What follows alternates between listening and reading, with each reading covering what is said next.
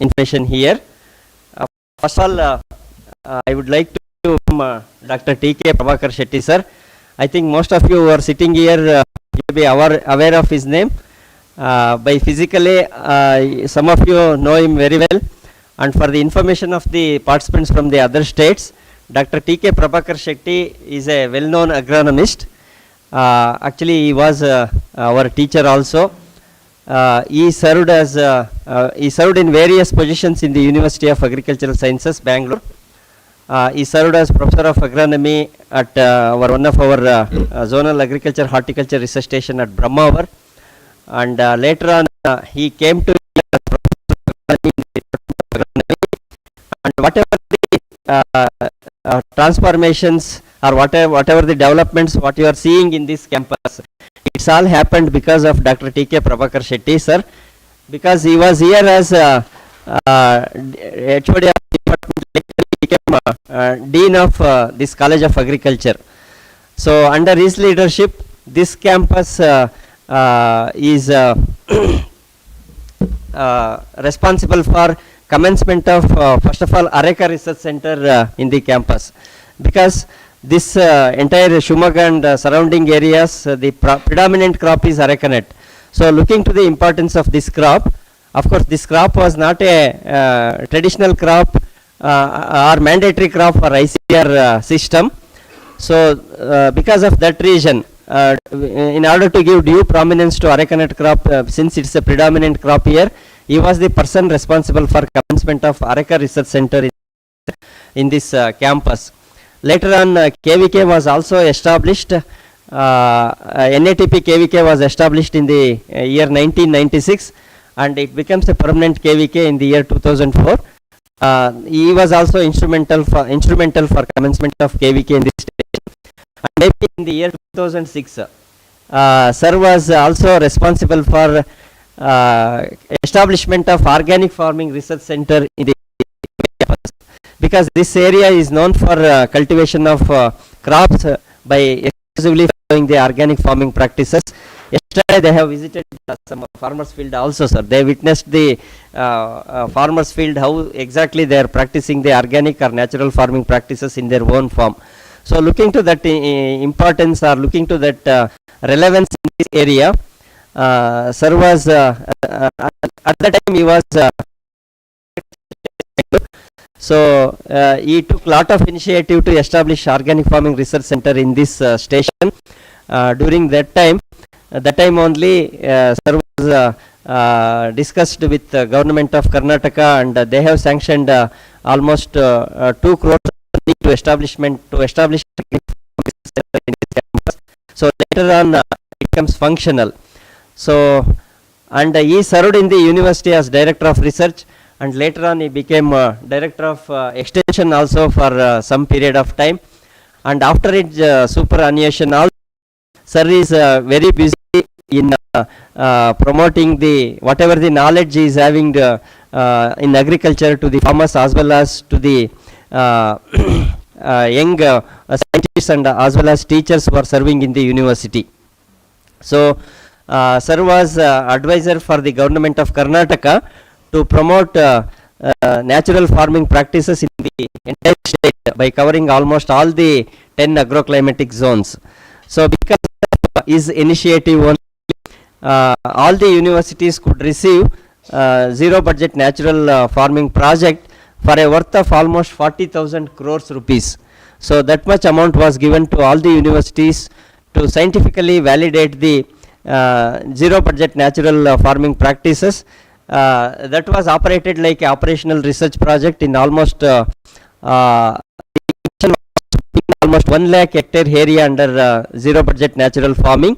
So in the first instance we could able to cover 20,000 hectares in almost all the jurisdictional area of the 10 agroclimatic zones.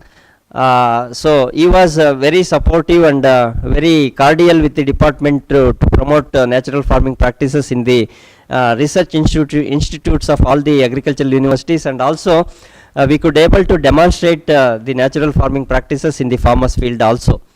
So later on that project was there for almost 4 years, it was operational, and later on our CM proposed one more program, Chief Minister's Natural Farming Practices, to promote the natural farming practices in the farmers field.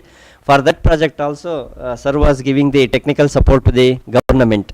So with all these knowledge and with all these voluminous information, I thought of inviting sir as a resource person to deliver a lecture to all of you. Sir, all these participants, we are having 27 participants. All these are deputed from their university, and the intention of ICR is also to orient the faculty members about natural farming at the state level and also at the national level, because as sir is knowing, the country is moving towards the having the national mission on natural farming, sir. With that is one intention, and the another intention is whoever scientists in the KVK system, they should also involve in adopting natural farming practices for their demonstration in the farmers field. And very recently they are thought of introducing UG one course of undergraduate program on natural farming. So to orient all these aspects about natural farming to the faculty members of the different state agricultural university, ICR has sponsored this program to our university, and we invited the participants from Dapoli. 5 participants are from Dapoli, Maharashtra, and 4 are from PJT SEIU, 3 participants are from US Bangalore, and 4 are from UHS Bagalkot, and 5 resource persons, 5 participants are from US Raichur, and our host institute participants, their number is almost 5, sir. So totally we have 27 participants. We commenced this program from 30th of this month. This is the 4th day of our training program. So sir, on behalf of the university and on my personal behalf and on behalf of all the participants, I profusely welcome for this program, sir. And all of you should give a big hand to such a knowledgeable resource person once again. And all of their interest is to know very important principle and practices of natural farming, and sir is the right person to deliver a talk on that. So immediately after this program, sir will commence the class. And one more eminent resource person with us is Dr. N. Dev Kumar. He is also a very good agronomist and senior person, and across the state, our state, when it comes to organic farming, means the first name comes to our mind, and also some of the farmers' mind is he is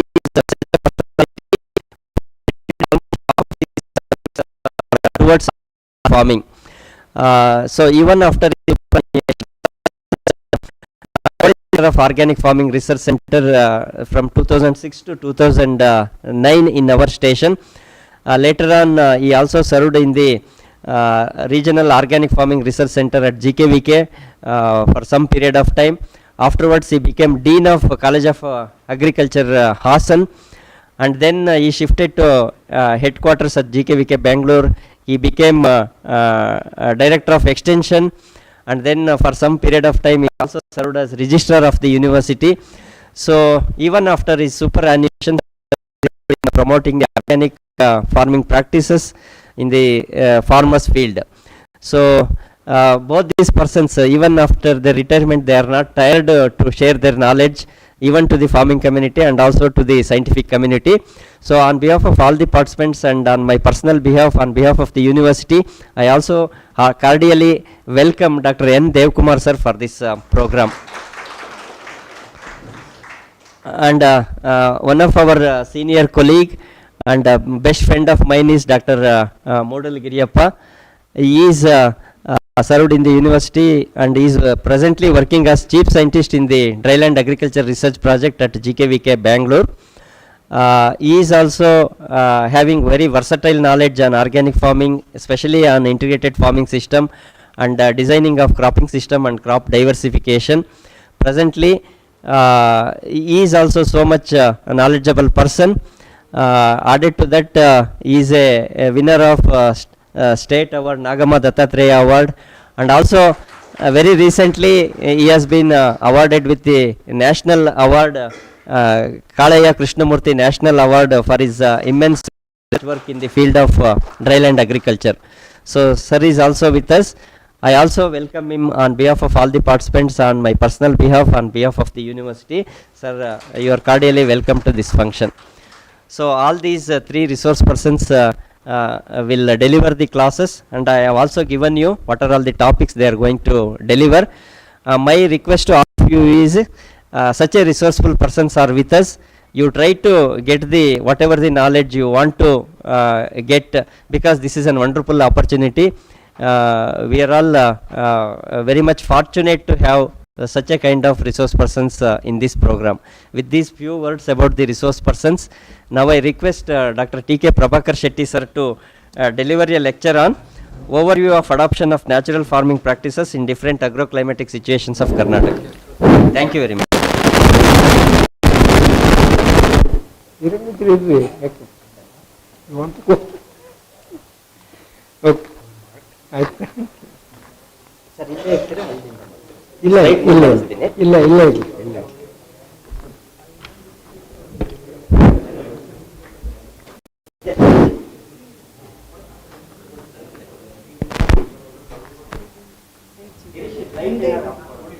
ಇದು ಮುಂದೆ ತಾನೆ.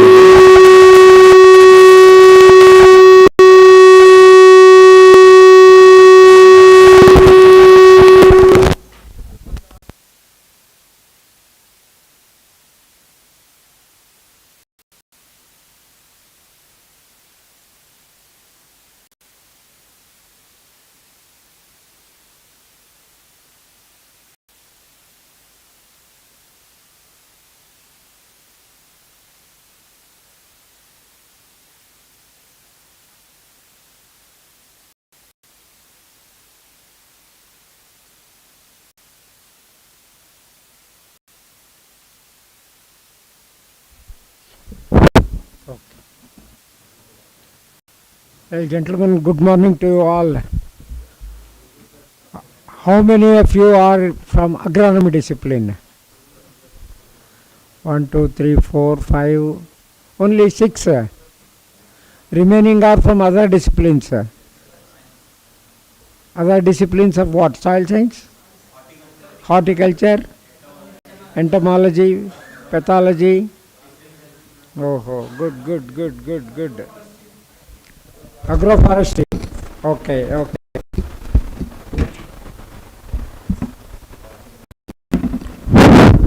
Very good.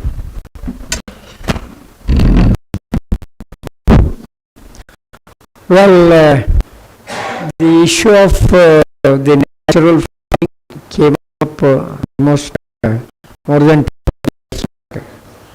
You must have heard the name of Mr. Subhash Palekar. Palekar was the person who started this zero budget natural farming. So many people will ask you questions. What do you mean by zero budget? How can it be zero budget? It cannot be. You cannot cultivate any crop with zero budget and all. But the practicality is, it is zero budget means it is, we are not spending any money on the externally purchased inputs like fertilizers or plant protection chemicals and all. So that's why they call it as zero budget natural farming. But in the planning commission, Niti Aayog, lot of discussions went on before approving this in 2021. So finally they came to the word, they removed this zero budget because this conveys so many meanings and all. So finally they made only natural farming system. Natural farming system, you mean the system of natural farming was there in 1980s. You must have heard the name of Mr. Fukuoka. Fukuoka was a Japanese farmer. He started his own agriculture system, treating forest system. In the forest, who will apply fertilizers? Who will give water? But it will grow. It will have, you must have seen the crops are plants with 10 years, 20 years, 30, 40 years, even 100 years with a circumference of 3 meters, 4 meters like that. You have seen? Who will give fertilizer to those plants? So nature itself provides everything, because They shed, that is the leaf shedding habit of these plants. They will shed the leaves, they will serve as mulch, they will also become, over a period of time, they decompose in the soil, they add nutrients, and they also improve the soil fertility within the vicinity of the tree. And automatically water holding capacity is increased, whatever rain that is received, that is utilized, and this will serve as the leaf material, will serve as the nutrients. So in that fashion the crop will grow. But when once you commercialize this in the open field, take out and grow in a particular spacing and all, automatically it requires sufficient nutrients and all. That is the basic principle of this natural farming system. See, he is the man, of course this is in Kannada. Naisargika Krushi means Shunya Bandavalaga Naisargika Krushi. I have the book also. It is the zero budget natural farming. Subhash Palekar is the person who is propagating this, and it has been accepted by the government of India, and he was awarded even Padma Shri for that. People, so many people criticize him also. People from Maharashtra also, they know Dapoli. I visited couple of times when I was at Brahmavar. I visited Dapoli for 2-3 conferences and all. But the type of dissuasion or dissatisfaction over Subhash Palekar is there. But by and large, whatever he proposes, you should understand the principle behind that, not the methodology and all. The principle behind the system he is proposing. So how it is advantageous, all these things we have to study. So that is the primary principle of zero budget natural farming there. See, for agronomists, that's why I asked this question, what is the basic principle? See, you grow a crop, okay? You grow a maize crop, cotton crop, or any crop. It will take up nutrients from the soil. Some quantity of nutrients it will take up from the soil. And after the harvest, all in all cases we have periodical dry matter production and the final, what is the yield analysis, what is the nutrient uptake, everything we will do it. So how much quantity of nutrients this crop has taken? Say you grow maize, it has taken say 100 kg nitrogen and 60 kg phosphorus and 50 kg potash, an example, from the soil to produce about 25 quintals or 30 quintals. Am I right? So this much quantity of nutrients it has taken from the soil. So when you go in the next season to grow the crop, that much quantity you have to supply back. So it is just like soil is a reservoir of nutrients, it acts like a bank balance. So if you draw some quantity of nutrients from the soil, similarly whatever amount you draw from the bank, if you give back that money to your bank account, it will maintain. Otherwise, bank account will become closed. So likewise, over a period of time, if you go on drawing the nutrients from the soil and without adding anything, automatically it becomes barren. The productivity will go down. So that much quantity you have to supply back. That is the first principle in agriculture or crop production. Then only you maintain. There are crops, for example, ginger is grown. In Shivamogga, in Malnad area like Hosnagar, Sagar and all, so many farmers are growing ginger. They take land on lease basis. For 1 year, 2 years they take it and they will lease that land. It becomes almost barren. The productivity of that land over a period of 2 or 3 years, it will be almost zero. So that reservoir, soil nutrient reservoir has to be maintained. That is the first principle in crop production. Second, roots absorb nutrients in ionic form. Not in the whatever you give in the urea or DAP or any fertilizer you give, it has to be converted into ionic form through the soil microflora. Then only the plant roots will absorb these ions. So roots will not differentiate whether a particular ion has come from urea or DAP or from vermicompost or from some other source of manure. Even if you apply these organic manures, they have to be decomposed and then they have to be converted into ionic form for taking up from the soil. Plant roots will not differentiate whether a particular ion has come from maybe urea or NO3 or NH4 or any ion, whether it has come from a fertilizer or from an organic source or anything. It will take up the nutrient in the ionic form.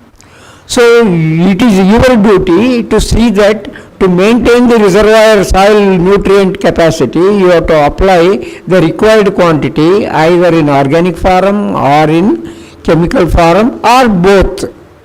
You take any package of practices in Karnataka, see, we for a cultivation of one crop, say for paddy, we say 150 you have to apply as NPK and then 5 tons of organic manure. See, no recommendation we say only NPK. We have to apply organic manure also. So both should be applied. Then there will be sufficient quantity. So ultimately, whatever quantity of nutrients the plant takes up for its growth and production, it has to be supplied back, either in the organic form or inorganic form or combination of both. That is the basic principle in crop production. Over a period of time, if you doesn't do that, definitely the soil will become unproductive or less productive. So that is what has happened in our system of agriculture. If you just remember in 1950s, immediately after independence, our production was hardly about 50 million tons and our population was about 35 crores. Over a period of time it went on increasing. If you come to 1960s, just 10-12 years after independence, the population went to more than 50 crores. Food production did not increase. So we started suffering. That's why we had Bengal famine. So many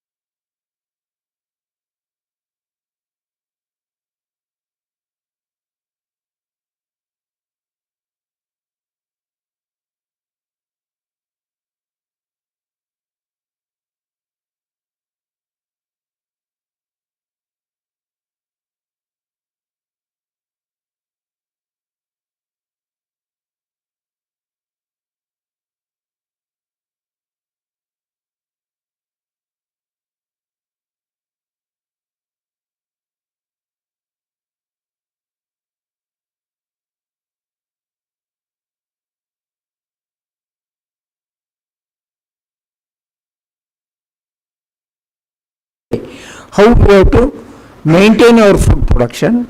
But see, if you think of the geographical area of our country, you cannot increase the geographical area. Agata, can we do? This side, Bay of Bengal, Arabian Sea, Himalayan mountains, and our friendly nations, Pakistan, Bangladesh, Sri Lanka, and top China. All are very friendly nations. Howda? Friendly?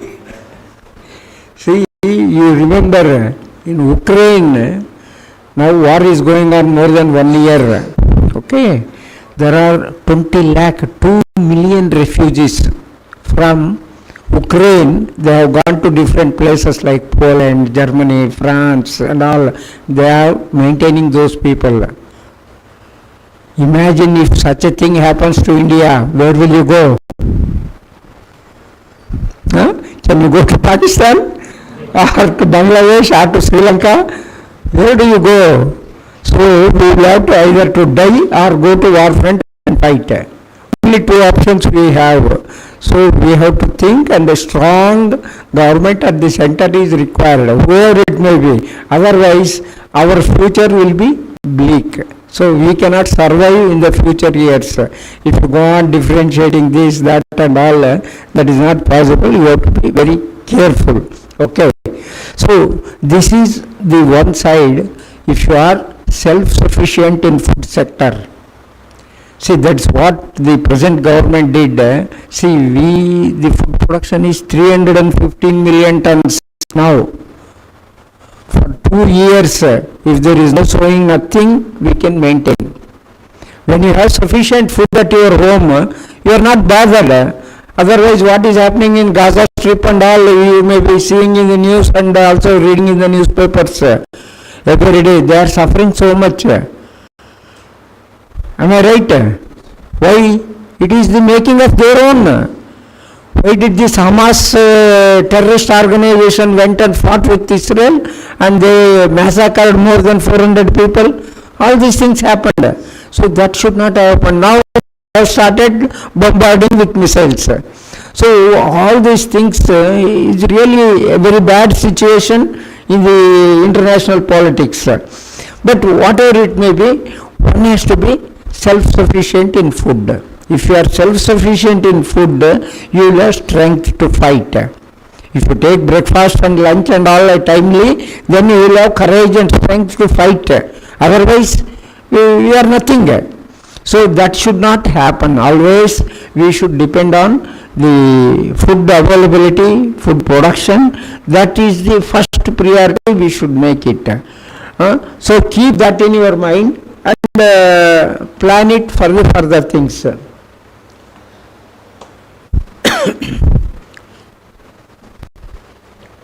So modern farming system, although it started in 65 to 75, then it went on like that. And nobody started thinking of the soil conditions, nutrition and all. So that is very much required in the modern farming. What are the practical problems in the present day? Every one of you know it. How it is the problem? People are leaving agriculture. In 1950-51 first census, 83% of our population was dependent on agriculture. They were all living in rural areas. Today, it is only 49% are living in rural areas. And by 2030, we have written for Sustainable Development Goal. We have taken a project on that, End Hunger and Sustainable Agriculture. So we have compiled the data of the entire country. So we have projected this will come to 40% by 2030. People are migrating from rural areas to urban areas. Nobody will go to agriculture now. How many of you have agriculture lands? You are maintaining, managing, making profit?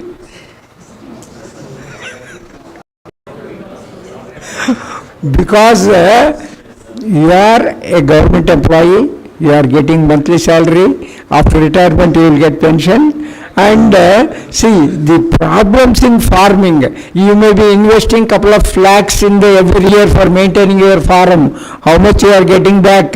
So that you should tell me. So you will be taken out from the government service. You will be asked to go to your farm. How many of you will go back? Very good. You will be having more than 20 acres land. And a plantation crop, coconut. Some perennial regular income. Coconut crop prices have also fallen down. So labor has increased. See, the problems, soils are, most of it is unproductive. In the Karnataka or in the national level also, soil sampling from Ashok Dalwai has taken up lot of work. See, reduced organic matter. Yes, sir, any point to be clarified? Sir, any point to be clarified? Okay. See, soil, it is reduced organic matter content, declined soil health. So, soil health is, microbial population has gone down. See, climate change, you must have seen, last 100 years data if you study, for Shivamogga itself, it is 800 mm. This year, not even 400 mm. Bangalore, we are seeing, Bangalore 920 mm, but this year we have got only 500 mm. And distribution is also horrible. It's Rabi season, northeast monsoons, they have not started at all. Karnataka, northeast monsoon, 35 lakh hectares should come. Bengal gram is there, Rabi jawar, then wheat, bajra, so many crops are there, but not a single acre is sown. Such a pathetic situation we are facing. This climate change is aberration. So many changes they take place. And unseasonal rainfall, where you will be in harvesting season and all problems will come up. So only in irrigated areas, none of the reservoirs are full. Every day you may be seeing in the newspapers, Kaveri issue is there, Krishna problem is there, Mahadayi problem is there. See, I was representing as an agriculture expert in the Supreme Court for Kaveri, interstate Kaveri dispute. Lot of problems. See, you may be seeing in the papers, every day. Now, yesterday, Kaveri Management Authority has given 2,500 cusecs you have to release every day for another 15 days. Where is the water? And they go on asking, they ask 13,000, 15,000 cusecs every day. But where is the water? How to allow? If you don't release, then the Supreme Court come into the picture and they will say they destabilize the government. So such a problems are coming up. So for that what we have to do? Because the rainfall is not there and it is unseasonal, no reservoir is full in Karnataka. All are having only less than 50% water. So where will be the production? Second, where will be the drinking water? Kaveri demands or meets for more than 2/3 of Bangalore water supply is from Kaveri. And now if Kaveri water is released for all these Tamil Nadu, then water for drinking is from next December onwards. Such a situation is there in Karnataka. But by and large, we should see that the management should be so effective for the climate resilience. Then temperature anomaly, sometimes we get cold in the month of March itself. It's a pure summer months. All these things are happening because they say, oh, El Nino effect, or somebody will tell some other. But these things are happening because of our intervention in the climate. Because so much of pollution is happening, whether maybe or maybe other sectors, factories, industries, and from agriculture also. How atmospheric pollution takes place from agriculture? Methane methane emission from paddy lands. How much? Almost more than 40 million hectares of paddy is cultivated.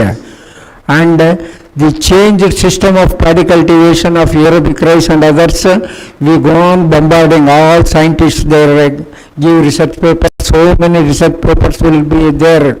But how many are there in the field? Why Arabic rice is not becoming popular? So we are also contributing almost 10% for atmospheric pollution. So all things add, and deforestation. Forest trees being denuded. Things will add problems. Certain diseases, you should understand, when you go on applying only fertilizers. What happened? There was one study. You maybe even in WhatsApp also you are getting a lot of messages. Whatever we eat, like cabbage or carrot or any vegetable, if you test it, they are all higher in the pesticide load. Am I right? We are all eating, but we are surviving. All we know that you take any sample from market, you analyze pesticide residues, their required quantity in the almost 3 times, 4 times it is higher. It is unfit for consumption. Not for human beings, even for animals also it is unfit. But still we eat, but still we are surviving, alva? Surviving or not? Yake? How?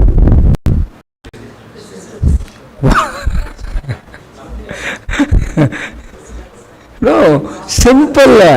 How do you eat these vegetables? Why not cook in the pressure cooker? So they become detoxified. Otherwise, raw vegetables you are not eating. Only in foreign countries, salads they eat. We also eat salads. When we go for bar, you take some liquor. That will also detoxify. And we are living with this. Am I right or not? Oh, good.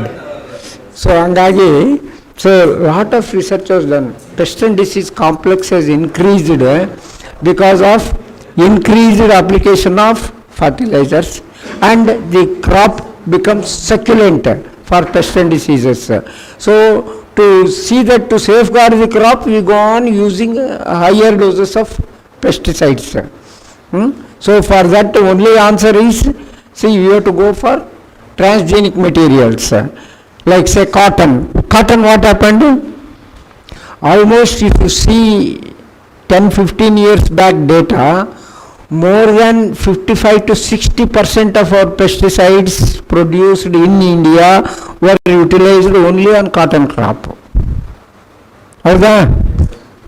So now not even 5%, because the BT gene was introduced, BT cotton has come. Almost 99% of cotton, wherever you go in the entire country, it is only BT cotton. Pesticide use has reduced. Soil we have beneficial organisms will grow. But why BT crops are not allowed? BT mustard has come almost 8-10 years back, but still it is not being popularized. Who is behind this?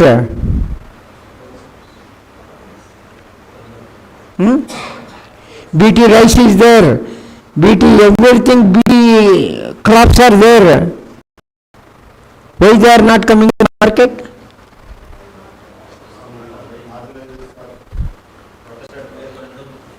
Who will make them to protest? Politicians, joteli, these pesticide companies, they fund these people for protesting in the name of, because their market will be less. See, simple things you should understand. Everything is behind this marketing strategy. You eat papaya? You take a papaya sample, you take, If you see, you go to our physiology laboratory, anywhere in all universities, ELISA test is done for the food product. So you see the test, it is a BT only. Papaya ring spot virus cannot be controlled. So that's why they introduced from back door. So everything is the transgenic material only. But we eat papaya, we are surviving, nobody is questioning that also. Otherwise, not a single papaya would have been in the market now. So such things, people are in different attitude, mainly because they are all motivated, funded by these multinational pesticide companies. Even people say Corona also came because of these pharma companies. Corona, they only instituted, simply they charge China or that country, this country, but these are the real crooks. So it's all marketing strategy of these pharma companies or our pesticide companies. They want to have their own business. Okay, that's maybe don't take it whatever I say is correct. You should also think, introspect whether it is right or not. But whatever information I have gathered from different sources, I am just putting forth, and I don't defend that also. But if you just think for a couple of minutes, then you will understand, oh, it may be the real thing. Anta. Okay. Then human and animal health, it's also affected because of pesticide residues and so many other problems. Then labor is another problem. Labor wages, 500, less than 500, do you get any labor? Agriculture? Men labor, women labor, ella. If you go to interior parts of either Andhra, Telangana, Maharashtra or Karnataka, anywhere, less than 500 you don't get. NREGA we give 315. That also very haphazardly work is done, and system is also different type. These are some of the major problems in agriculture. That's why people will not go for take up the agriculture. And some of the software industry people, they go for agriculture. They purchase 2 acres, 3 acres of land, and they construct one small guest house like building, and they go for weekend and come back. That's all. For recreation purpose they will have, not for agriculture. See, area is getting down and all. There are a lot of problems in agriculture. See, the background I was telling so much. This is all the background. Liberalization, when did it happen, liberalization? 90s, when Narsimha was there, Manmohan Singh ji. So they did a marvelous job for the country. They entered into WTO conferences, and liberalization took place and all. That is in that period that led to agrarian crisis. Lot of problems came up with that, but that was, on one hand, it was a really advantageous situation. So small scale farming, see, average land holding size for an economical living, how much it should be?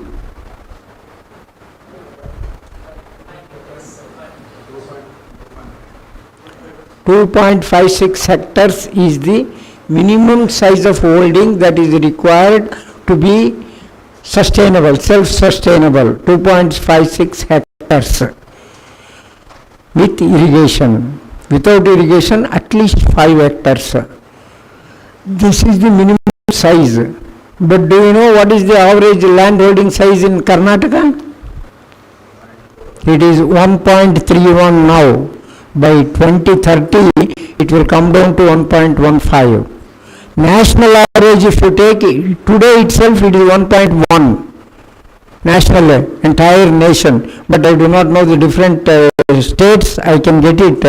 But such a small holding, how can you get it, this self-sustainability? That's practically difficult. So that has resulted small scale farmers. So farming becoming uneconomical. So that is the background which should think it's on the vocation itself is people are moving out.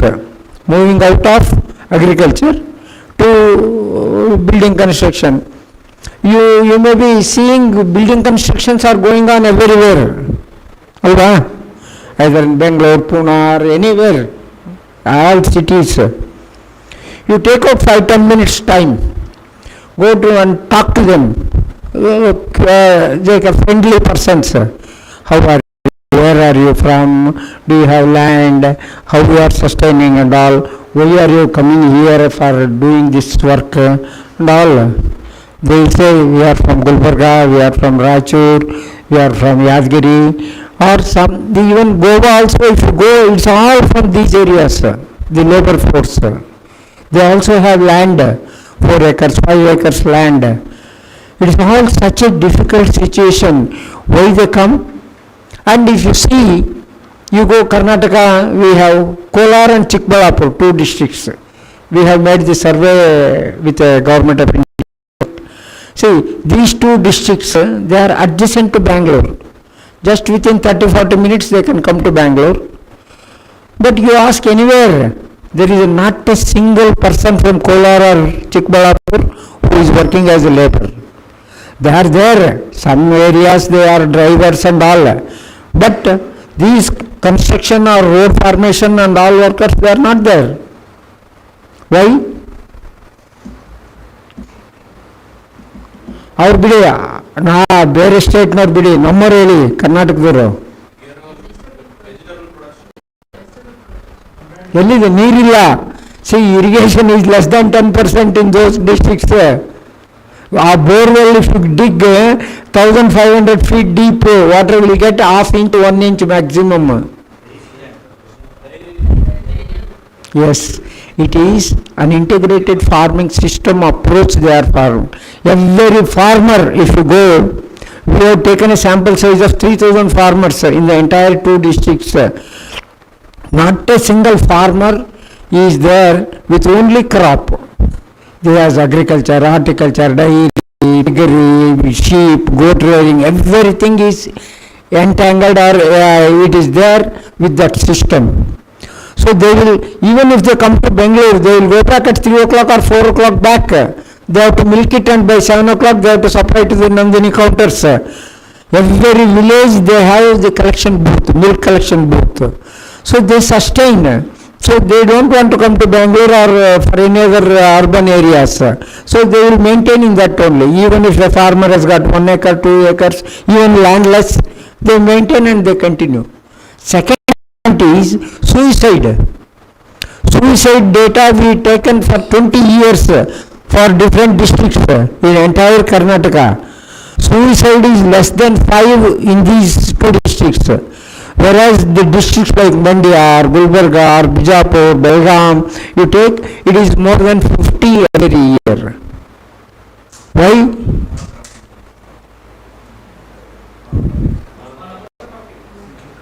Monocropping, sugarcane, crop loss, alva. Here even 4-5 idrunu, they are not due to crop loss. It is some family problem or some lover or like that, they have committed suicide. But practically not a single farmer is committing suicide in these 2 districts because of crop failure or economic loss. So that is the advantage of or the strength of integrated agriculture. Then see, the seeds and all privatized, so they are all expensive and for the farmers. So entire farming community, they are in the vicious cycle. So purchase input cost is increasing and output cost, it is completely crashing at the time of harvest. Tomato, it went up to 120, 150 rupees kg. Today it has come to 10 rupees. Onion has got to 70, 80 rupees now. So after 2-3 months it will come down to 10 rupees. So such wide fluctuations in the market situation. But the input cost goes on increasing. Have you ever observed urea cost has been reduced? Or DAP or Sufal or this 1515 or 1919 complex fertilizers, they are not reduced. It goes on increasing year by year. But here the fluctuation is so much, so farmers are suffering. So that's why people will be very cautious for investment. Something to maintain that land, they will continue. So of course zero budget means I have already told.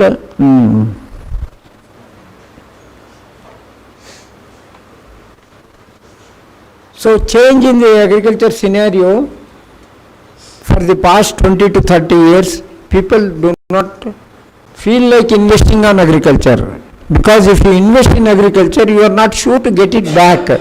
So that is the reason. So chemical free farming systems, that is the reason people are now going for organic farming systems, or now the latest is natural farming system. So these systems will have less cost or zero cost on the external purchased inputs. That is the reason we call it as zero budget. But whatever it may be, that word they have already removed. So Subhash Palekar told, then zero budget means no investment on external purchase. Now it is changed to SPNF, that is Subhash Palekar natural farming. Even that also they have changed to only NF, natural farming. So need for this ZBNF, why this is required?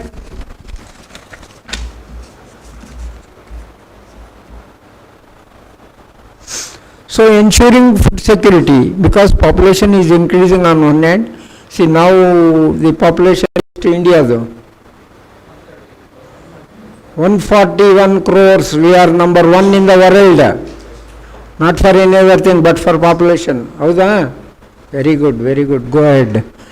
So, to get the food for these people, that is very important. 2030 we are projecting 150 crores. Food we want 400 million tons. Not a single acre is increasing. How's still the cultivable area is reducing, because we need facilities, building schools, hospitals, roads, and everything, industries. So we need land for all these things. All this agricultural land is diverted, and in completely adjacent to Bangalore. If you say Bangalore, all around 50 kilometers, not a single acre is cultivated. Everything is converted to real estate, sites, buildings. So the situation is so bad, area is reducing, but we want more food. So how to increase? See, per acre, per unit area, we have to increase the production. So there are so many avenues. See, as an agricultural scientist, we should think in the future years with the limited land, with the limited resources. Climate is also harsh on us. So with all this, how to increase the production to meet the food requirement.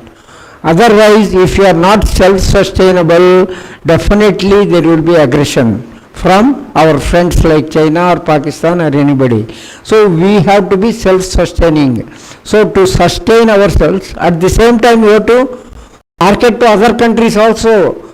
Then export potential also we have to increase. So for all these things, agriculture demands the productivity enhancement, at the same time, so the good quality also. So now even the FAO also advocates the environment friendly farming methods like natural farming. So that is chemical free food. Then chemical farming has food poison and also reduced yield by making lands barren, that I already explained. Farmers' welfare and sustainable practices are vital for sustainable and productive economy. So farmers' welfare and also the welfare of citizens, that is also important. So ZBNF constitutes an effective strategy for achieving the SDG, Sustainable Development Goals. There are 17 Sustainable Development Goals. Out of that, goal number 2 is zero hunger and sustainability in production. For that, for Karnataka, we only did it, the project report to Niti Aayog. Then it constitutes effective strategy for achieving, okay.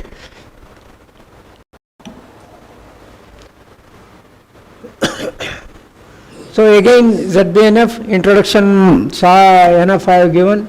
It has attained a wide success in different states, especially from Andhra we took it up, and Andhra, then Himachal Pradesh has launched.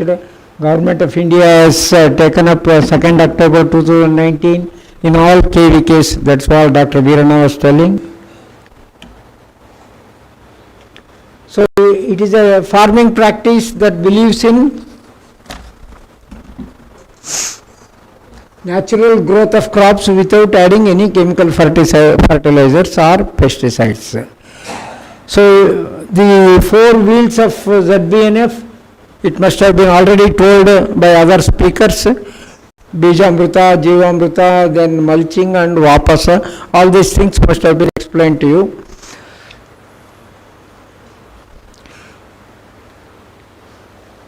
But apart from this, so you have to have composting itself. See, what we have proposed, in every farm there must be a composting unit and also water conservation unit. What we say in Kannada, Valakundu Vanda. 10% of your land, if you own 10 acres land, 1 acre you have to set apart for composting unit and water harvesting structures. Government should give fund, and in the budget also we have proposed that scheme. So farm for every field, so farm pond, so that will cater to the needs of soil conservation and all. So we are also taking up such on a demonstration sticks with the help of CSR funds. So that will cater in the future years both in the nutrition as well as for water saving. So we should have the in-situ green manuring. Green manuring is another important practice in natural farming. So formation of contour bunds for soil and water conservation, planting trees, especially drumstick. Drumstick fetches market you will get after 18 months. Every month you can harvest and you can get sufficient money. Market rates have not come down. Almost every drumstick it will cost about 5 to 6 rupees in the market. Sometimes it goes up to 10, 15 rupees. But drumstick is one good crop all around the bunds. Then promote IFS approach, integrated farming system, I was explaining. So advantages of ZBNF.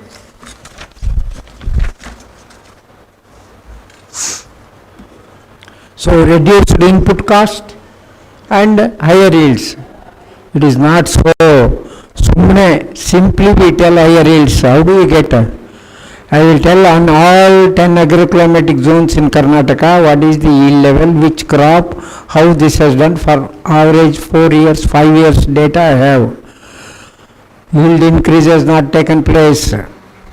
Simply we tell it gives higher yield. Am I right? Yield increase agide, yaru madidira? How many of you have done natural farming trials? Which crop you have done, madam? Maize. Maize and red gram. In which crop you have found advantage? Pulse crops. Which you have lost the crop. Almost 20-30% yield loss is there in most of the crops. Yes, what madam tells. Oil seeds at least after 2 or 3 years we can stabilize. Pulses we can get advantage. So, but maize or heavy feeding crops, it is sugar cane also will not get yield advantage illa. So that is the result of all 10 zones. Okay. Then ensure decent livelihood of small holder farms. ಇದೆಲ್ಲ ಸುಮ್ಮನೆ ಹೇಳ್ತೀವಿ ನಾವು. Nothing will happen so easily. Livelihood improvement ಎಲ್ಲ ಆಗುತ್ತಾ? Is it possible? Then restore ecosystem, okay, because of less use of fertilizers and pesticides. So another thing is Palekar will not propose a single crop. You will always say multi-layered cropping systems. tall crop, middle crop. See, one should shade other like that. If we have visited couple of farms in Karnataka, multi-layered cropping system is the one proposal he has to do. See, if you just grow for one crop, as what madam said, one crop, definitely there will be loss. If multi-layered cropping system is there, automatically the production is enhanced, soil maintenance will be there, periodically you get a crop. So then you can sustain for a longer period. So that is another important factor which you should remember. Even a small landholder also we can have. Really?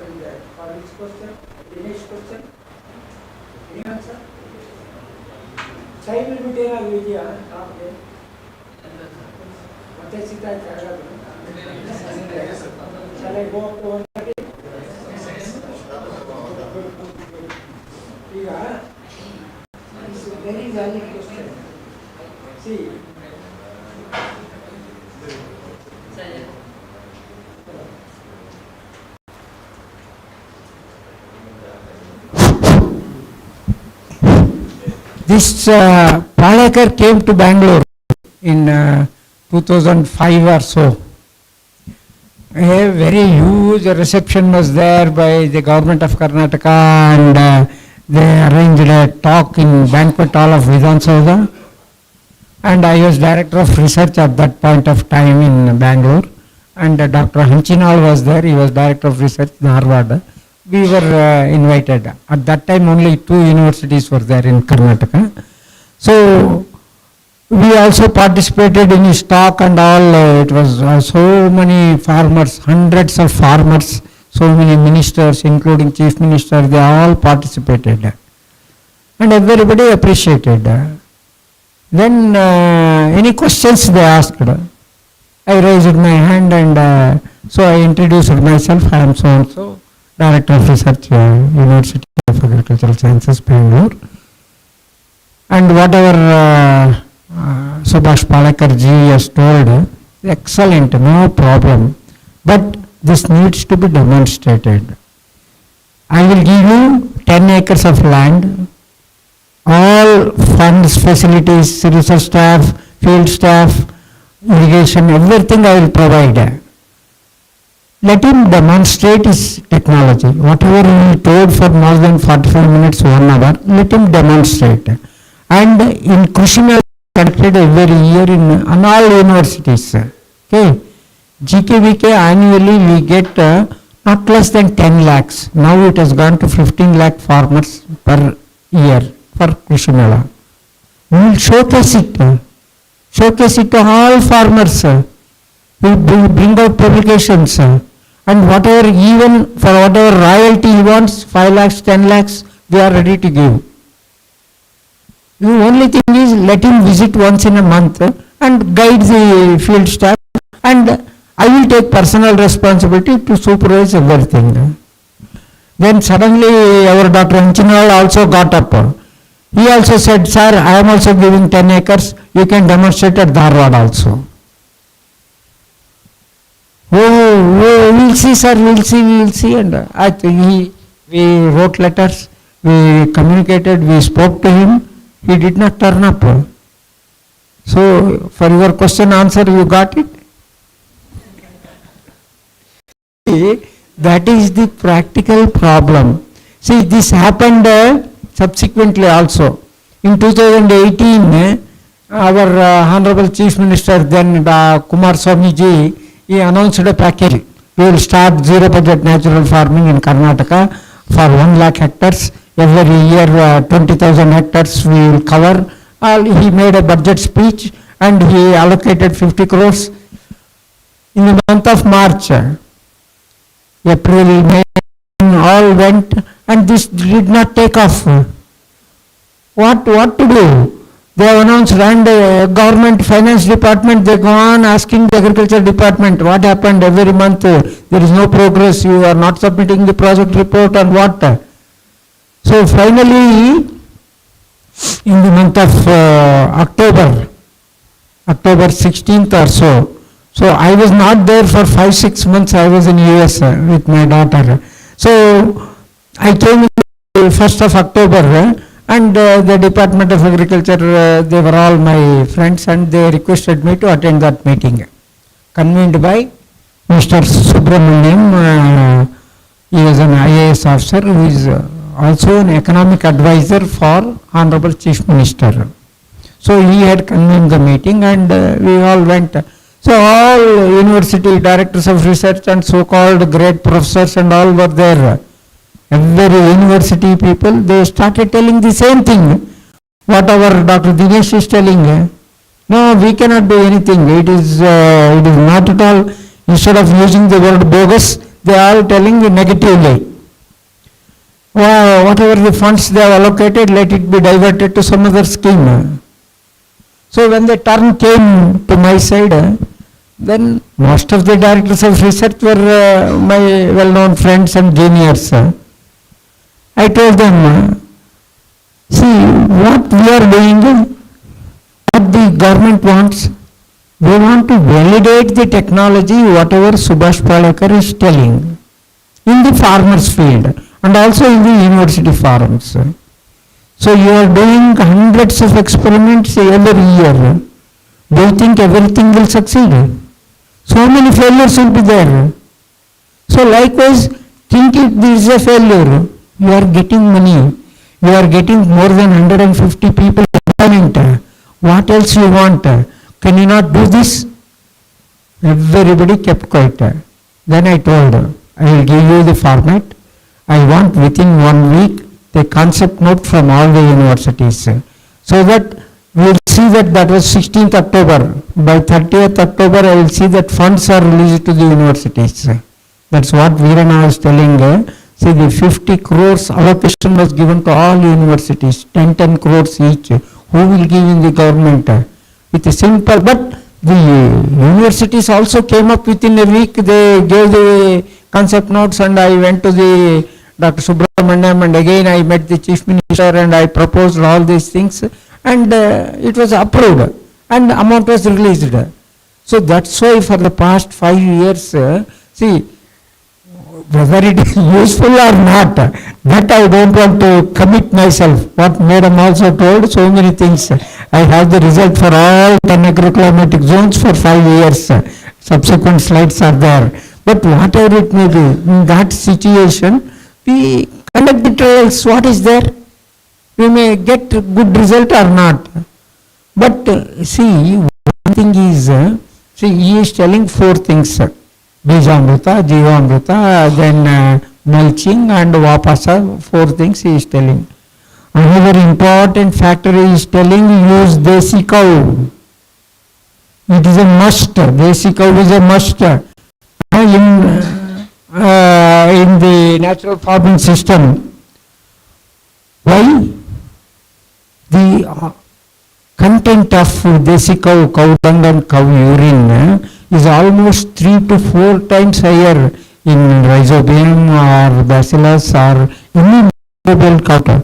So I told them, before starting the season, have a desi cow in your station, collect the cow dung. Anyhow, your microbiology 6 disciplines we gave. So microbiologist, let him analyze cow dung and cow urine, compare with crossbred cows. How it is different. He may be claiming so many things. Let it be scientifically validated. So they came out with results within 2 months.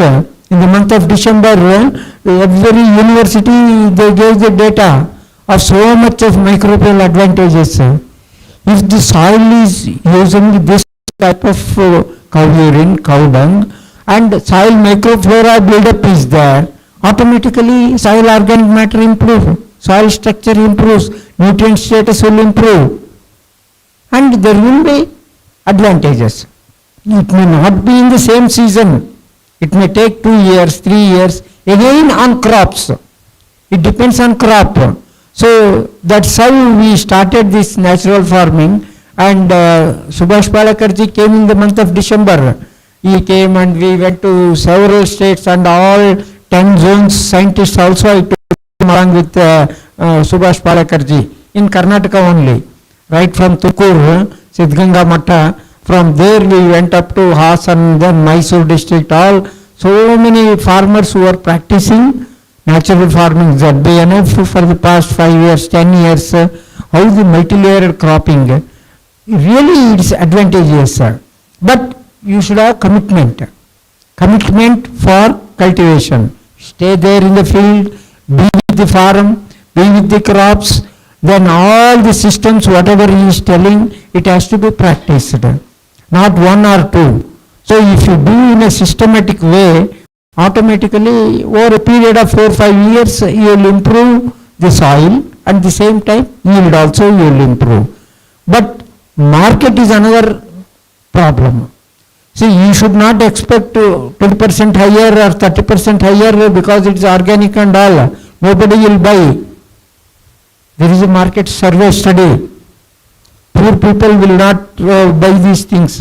How's poor people will they pay higher and buy? Even in cities, they will not buy. Okay. You go to any mall, poor people will not come there at all. Even middle class people will go. If the board is organic, it is 25 rupees. Other thing is 20 rupees. They will buy 20 rupees only. Not the 25 rupees. Am I right? But rich people, IAS officers or big landlords, they will not come to the market. Who will come? The drivers, so security people, they will come and they will buy the small things only. The survey data shows even they also don't buy. Because they will give the bill like that only, organic, but they will buy these things only. So that is the real crux of the situation. That is the ground reality. You should understand. Okay?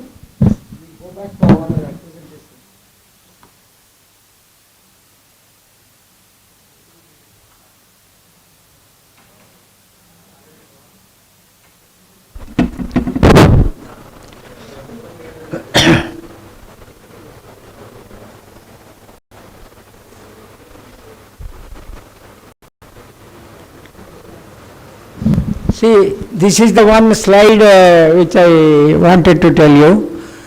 Desi cow. Without a desi cow,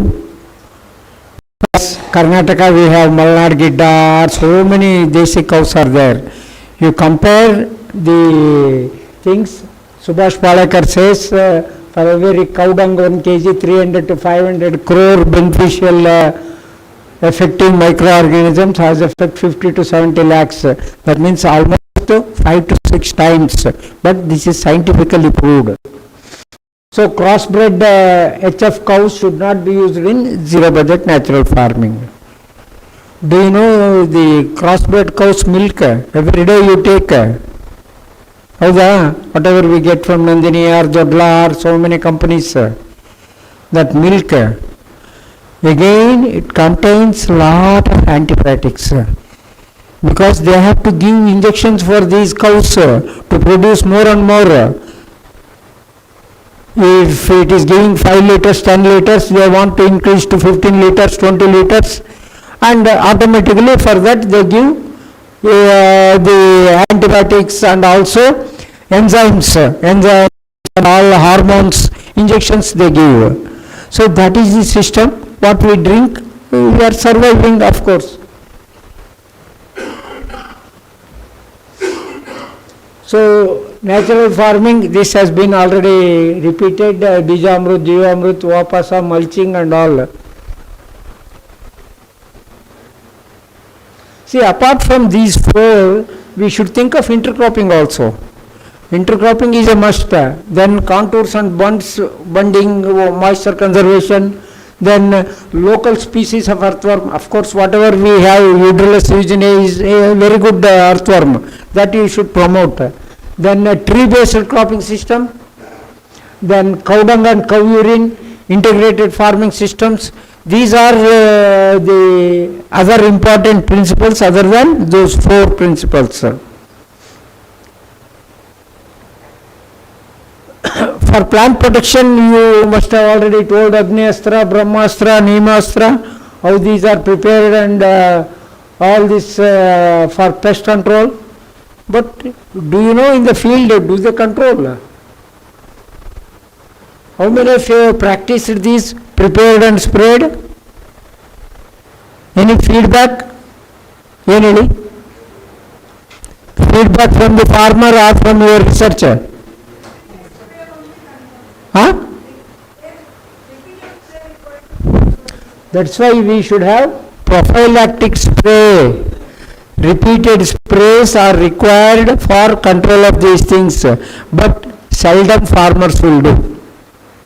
And that is the real problem. Karnataka, I was telling you the story, there's all teams, then selected farmers training, exposure visits, all these things are being arranged from the past 5 years. So progress in the first year itself, nearly 29,000 farmers selected. So this is the baseline survey, first to convince the farmers. Then soil analysis was done for in all throughout the state, in all agroclimatic zones. Then training programs on preparing Jivamruta, Bijamruta, all these things, those things were taken up. Then exposure visits, this Subhash Palekarji had come, along with him we also went. See, this is Niti Ayog team.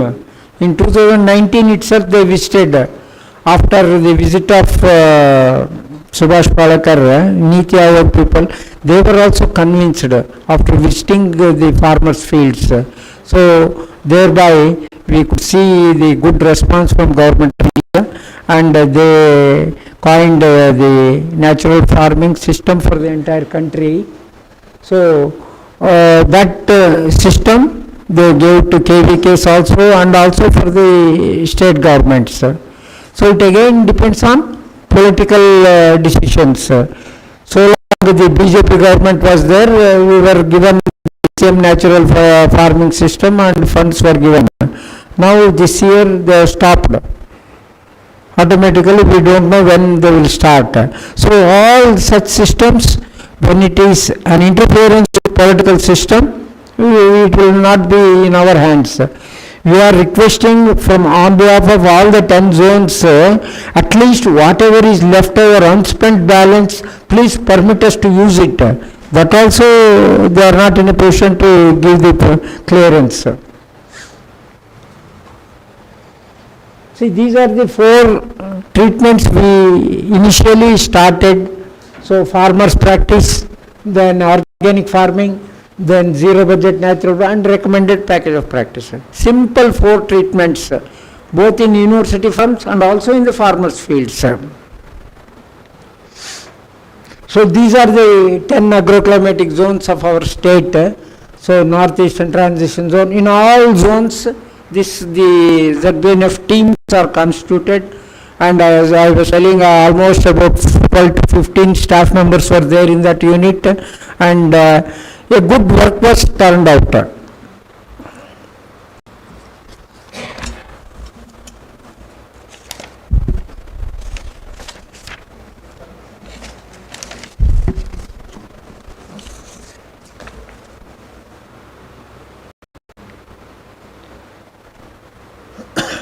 The first northeastern transition zone, that is in Bidar and parts of Raichur, not Raichur, Gulbarga, Bidar and Gulbarga.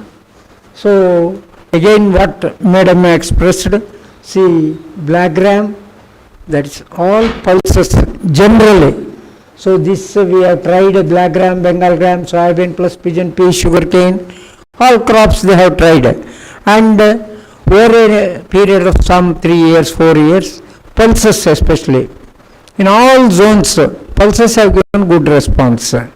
But oil seeds to some extent, yield advantage may be there, but yield loss is not substantial. But the other heavy feeders like maybe sugarcane or even paddy or maize, we are not successful. Even cotton, we are not successful. The yield advantage is almost to 15-20% reduction. If it is 5 to 10% reduction, we can maintain because the cost of production is less here. So automatically it will maintain, and pollution will not be there, and soil quality will not be affected. So keep these advantages are there, and treating almost taking 20% additional cost in the market, so we will get better price and better returns. This is the calculations we had, but ultimate result is like that. So think again the northeast transition zone, black gram, Bengal gram, soybean. For 5 years, so many crops they have taken up with those 4 treatments. And northeast dry zone, that is parts of Gulbarga and Raichur, we get this. Their result is, say, soil bulk density was found to be reduced and organic farming practice compared to initial and final. Porosity and water holding capacity increased. That's definitely because of the better organic matter content. If apply apart from this Jivamrita, Ghana Jivamrita has to be applied. We have recommended at least 200 to 400 kgs of Ghana Jivamrita for crop. So for every crop, then only you can get some result. Otherwise, even in pulses, it is very difficult. So in the system, we have recommended like that, and they have followed. Apart from these 4 pillars, Ghana Jivamrita is also one that has to be applied invariably for crop production, like whatever we do in our technology and for crop production. So this is a northern dry zone. This parts of Raichur, Bellary, Bijapur, Bagalkot. So here also they have taken green gram and rabi sorghum as a system. There also we have seen the yield advantage and all. So natural farming has given recorded 24.7 and 11.8% reduction in yield over conventional farming. So depends on the system. Green gram may be advantageous, but Rabi sorghum, it becomes disadvantageous. So central dry zone, that is the parts of Chitradurga and Tumkur, so we get for groundnut, better yield advantage. Pulses, oil seeds in almost all zones. Initially there may be on par, but over years, 3 years, 4 years, definitely yield advantage is there. But not in case of maize or sugarcane or heavy feeders. Maize plus field gain, intercropping. So recommended package of practices, invariably it gives higher production because there will be organic FIM application plus fertilizers. Over the course of 4 years, it was found that organic system had a higher organic carbon content, that is 0.56%, whereas recommended practice 0.46. So long-term studies, we recommended for at least 10 years this study should be continued. But if the government continues the support, definitely we will go for 10 years and see that what is its effect. So over a period of time, otherwise we may not get the correct picture. Then zone 5 and 6, I think Dr. Sanjay must have explained in the morning online. Sanjay is the coordinator for zone 5 and 6. There also they started after 21-22 another 2 treatments, that is the FR and the natural farming 2, where the organic farming is combined. That is a farmer's practice. So they have added, and in paddy we are not successful.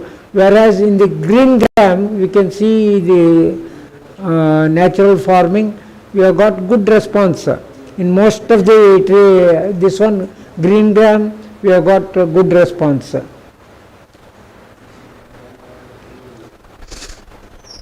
Then for cowpea, finger millet we have initially we did not get good response, but when you combine with organic farming, that is especially with vermicompost and other things, definitely we have got good advantage. Demonstrations were also taken up for 3 years, 2019, 20, 21. So farmers' practice yields are superior over natural farming practices in the initial years. So in the field bean plant protection, the pest problems were really very high that's why, because Madam was also telling that repeated sprays, prophylactic measures have to be taken to control pests and diseases.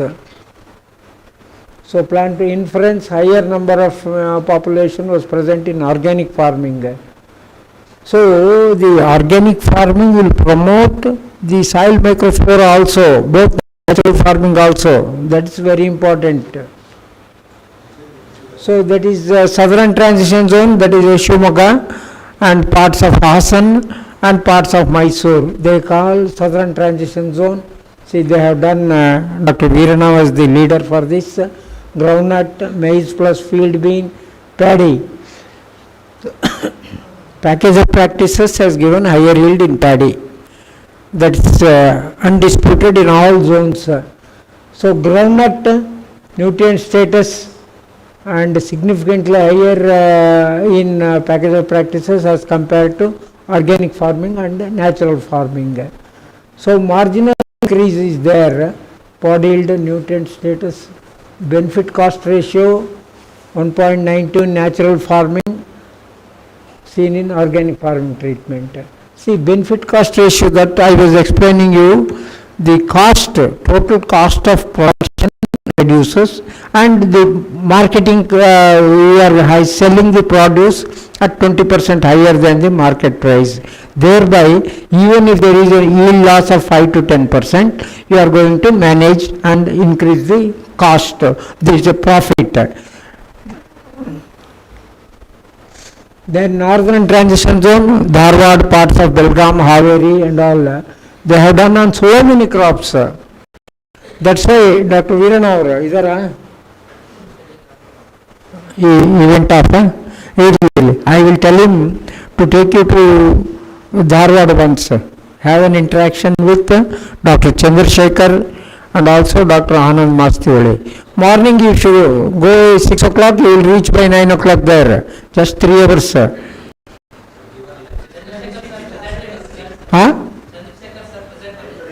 ಮಾಡಿರ್ತಾರಲ್ಲ ಫೀಲ್ಡ್ಗೆ ಹೋಗಿ visit ಆಯ್ತಾ? ಹಾಂ, ಅದೇ next week ಅದು visit ಮಾಡಿ. Okay, ಹೋದರೆ ನಿಮಗೆ ground reality ಗೊತ್ತಾಗುತ್ತೆ ಅಲ್ವಾ? Any amount of my telling or anybody telling, that's all becomes. So you will have your doubts in your mind only. But when you go to the field, so then most of the doubts will be clarified. So they have done on so many crops, dolichos, coriander, tomato. So all these crops you can see the farm. I have visited couple of times in all 10 zones. I know the basic things, but it's really good. Dharwad studies in both horticulture and agriculture, both systems are really good. So you can have interaction and see the field, and both they are just nearby, just 5 kilometers difference. You can see Dharwad and also Mammigatti, there is another station of horticulture. So both are there, you can see, and also select some farmers fields also. I can talk to Chandrasekhar and also Anand. So they can take en route while returning from Dharwad. So either in Haveri or in near Badgi, or there are couple of farmers who have taken up these things. One or two farmers also you can visit and come back to Shivamogga. So hilly zone also they have lot of work on banana based intercropping, French bean and ginger. Then experience of farmers for about 10 years, there has been significant increase in number of earthworms. See, these are farmers' opinions. Then there is increase in number of nuts and shell size in coconut. Then increase in growth rate of vines with dark green leaves in black pepper. Reduced incidence of rust disease in black pepper. There has been increase in net income with good return on capital expenditure. So these are some of the opinions expressed by the farmers. Then coastal zone, this is of course for Dapoli it is the same Arabian Sea. Dapoli and Brahmavar, they are all same agroclimatic conditions. See, they have done on paddy based cropping system, where one Dr. Kamath is there in Brahmavar. So paddy grain yield, straw yield, length of paddy situation is significantly higher in package of practices as compared to the the natural farming. So he says both in black gram, groundnut, in all crops highest income, overall different paddy based systems. So in all the things, but only in the rhizosphere microorganisms are increased in case of the natural farming. Otherwise yield and other things, it requires some more time because heavy rainfall. 4 years. 5th year they could not do because of funds. 4 years they have done. You can visit Brahmavar also, if time, how many days you have, I don't know. Brahmavar also just 3 hours drive from Bangalore, Shivamogga. We have coastal system, and you can visit Brahmavar and also go to Udupi, have darshan of Lord Krishna and blessings also. So how many places?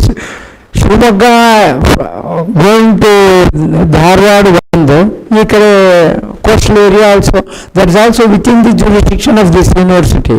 There is no problem for organizing. So coconut they have done, plantation crops, cashew they have done. So tea mosquito for most important pest after 2 sprays were significantly lower. They improved village treatment. So there are some advantages. So experimental results 1819, you can see the mean package of practices has given higher production, 14.93 quintals as against 12.71. So for all situations, Rachur, Kaudimatti, then Hiriyur, Shivamogga, Brahmavara zone 10, not zone 8 allag. Zone 10, that one, sorry, mistake is there. Zone 3 they have done for Rabi Jawar, then wheat, then Bengal gram.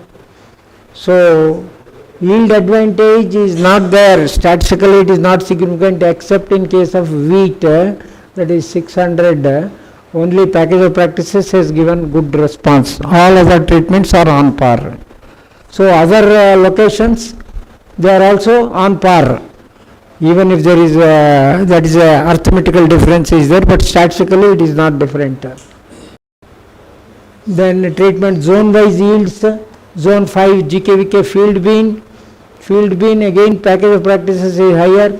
Green gram, it's almost same. Natural farming also 630, 642. Only farmers practice is lower, so it is on par. Then cowpea again it is package of practices is not there. Okay. Then beans package of practices has given higher yield.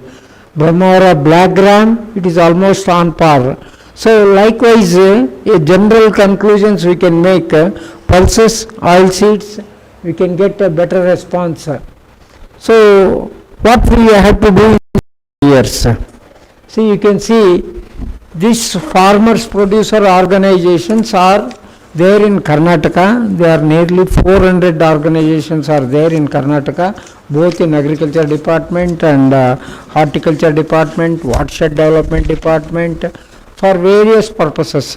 Government is giving lot of facilities. So the farmers, initially we started 1,000 farmers should be there in FPO, but now they have come down even to 500 also. So there, see, they have to contribute members 1,000 rupees. So 1,000 becomes 10 lakhs. Government will give matching 10 lakhs. So 20 lakhs is the initial capital for the organization, and subsequently they will be given license for pesticides, fertilizers and all. They can take up all this trading, marketing license will be given, so both input subsidies and export markets also for their marketing of the produce. There are successful, several FPOs are there. So this should also be promoted in the form of FPO. Then training and exposure visit to farmers fields, selected farmers fields, so you should take them and show how it is advantageous. So if they interact with the farmers, they will get better. Then research activities should continue on long-term studies, soil physical, chemical and biological properties. See what we have in dry land, Dr. Mugligiriyappa may explain. Since 1976 we have a fixed site in GK. Like in the Raghamstead, that is 100 years study, here almost 50 years. It is same location. We have control plot, recommended application of fertilizers, then organic farming and cropping systems we have. So we can see the effect of the crops over a longer period. That is required in this natural farming also.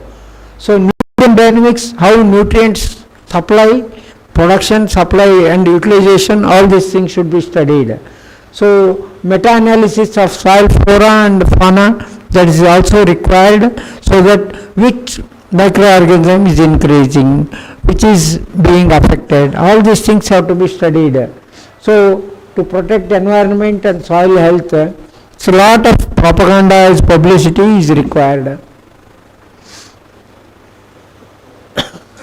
So only natural, no organic, no chemicals, zero budget natural farming. So this is the, who is this gentleman? Lal Bahadur Shastri. In 1965 photo of the paper littu, I took it.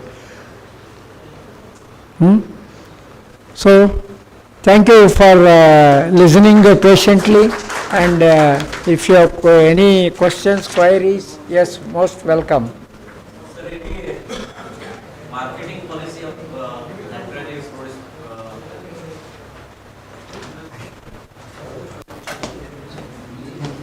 I told the marketing system how it is functioning ಅಂತ explain ಮಾಡಿದ್ರು ಅಲ್ವಾ?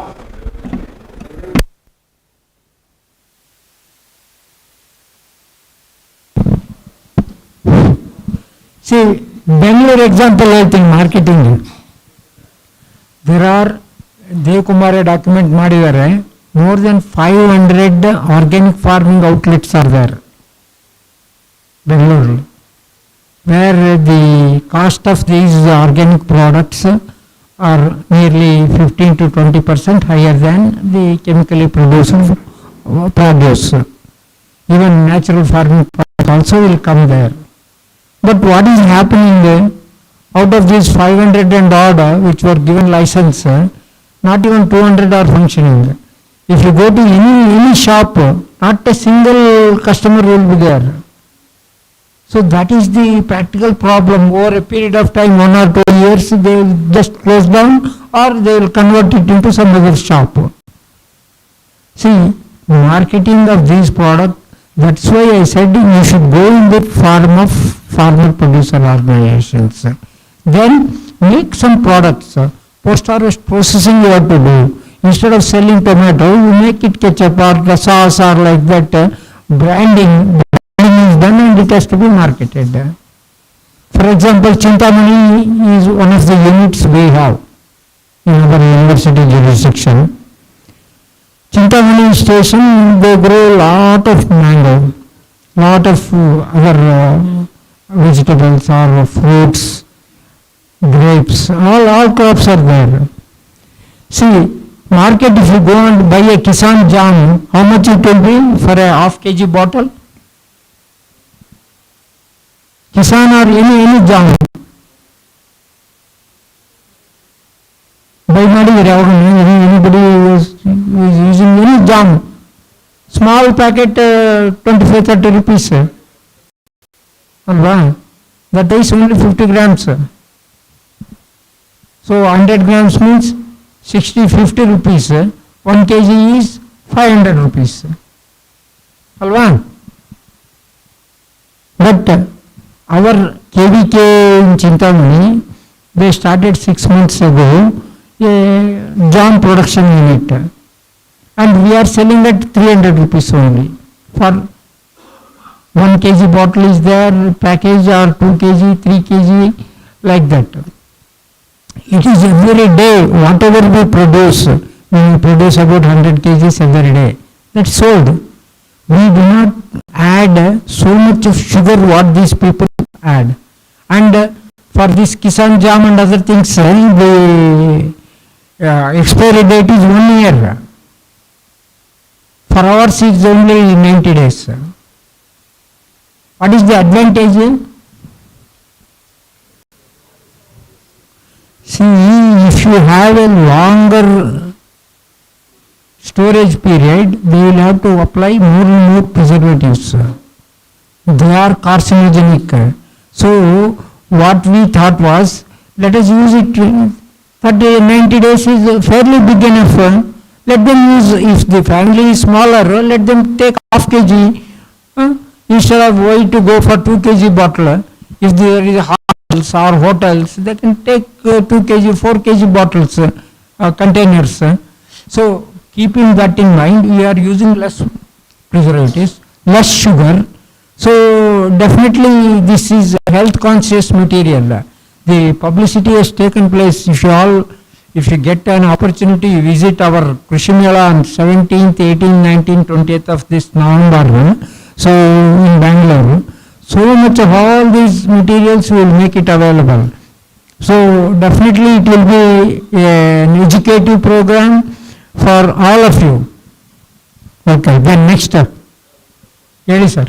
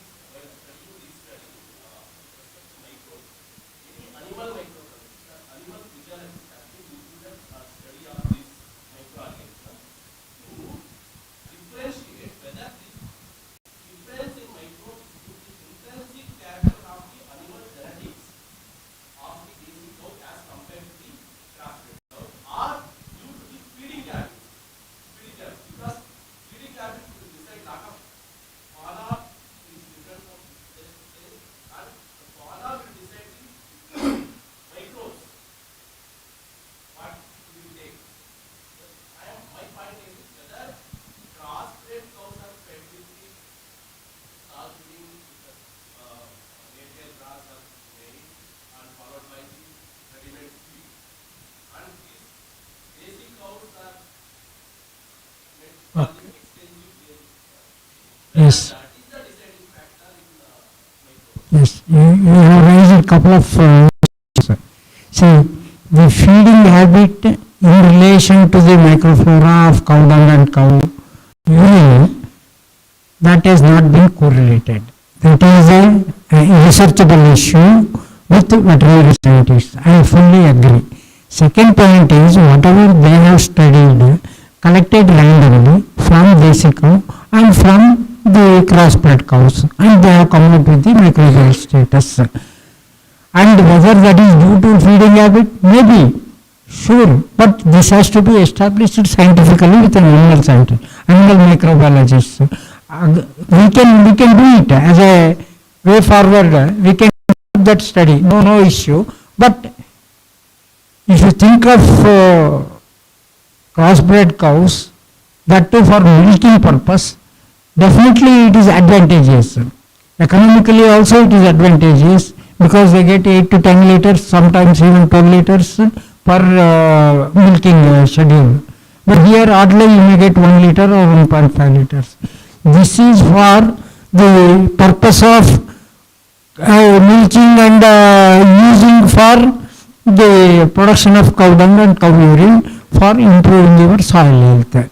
But maintaining these things and for a large scale, and it may be uneconomical also. So that is also a point. But it is really a good researchable issue in the future years. Okay, good. Yes, sir, please.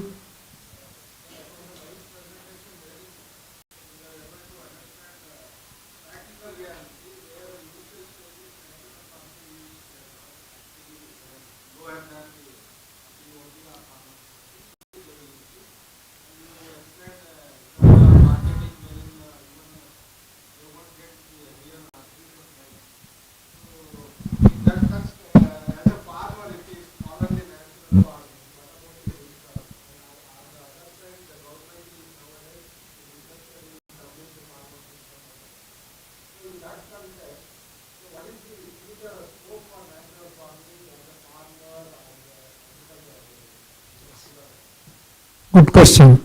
See, doubling of farmers' income, you raised another issue. In fact, we prepared for Karnataka from our own NGO, doubling of farmers' income in Karnataka, how this has to be done and all. So, in fact, our report was the best report as per Niti Ayog's recommendations.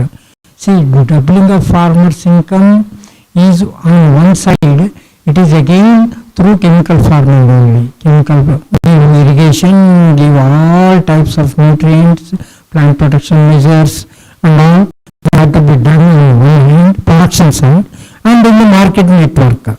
Market network has to be done in a very systematic way, and they should be given all facilities for storage and also for processing and post-harvest management. If entire thing is taken care of, definitely we can go for doubling of farmers' income, at least in selected crops, in selected areas we have identified. But natural farming or organic farming, how many are there in Karnataka? Do you have any idea?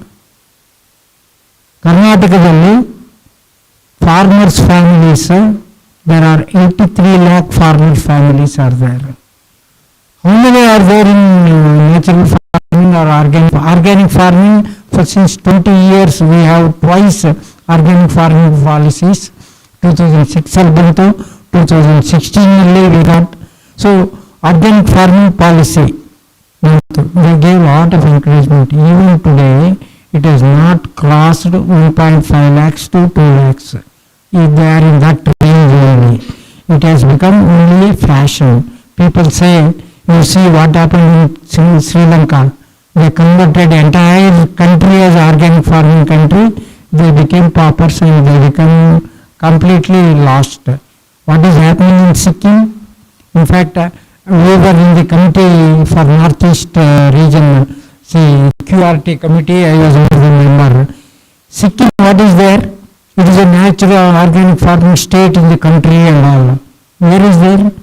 Hardly 40 to 50,000 hectares is cultivated, and every plot is a small plot of half an acre, quarter acre, beside background of the farm, and they say it is organic farming. See, by default it is organic farming only because they don't apply fertilizers. In the entire northeast, average fertilizer consumption is less than 20 kg. As against Punjab, it is more than 250 kg. Karnataka 130 kg. See, fertilizer consumption is low. See, organic farming as such will not flourish unless it is backup support by the farming community or the marketing agencies and convert them into bottles and all post-harvest processing branded products like what they do in export market for foreign countries. Otherwise, this may not take off on a large scale. If you think of going on a large scale, again we will repeat the Sri Lankan experience. Okay? Tell me. I hope any questions?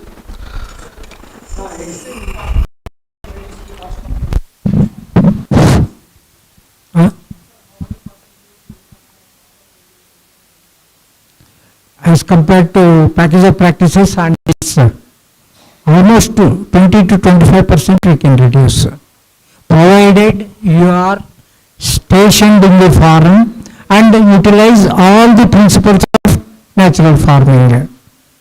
Multi-layered cropping system if you follow, definitely you can reduce the cost of cultivation by 20 to 25%. That's why for all our calculations we have taken 20% higher than the market price for the produce.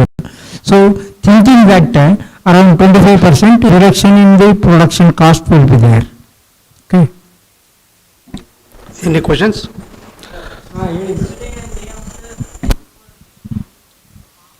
Hmm.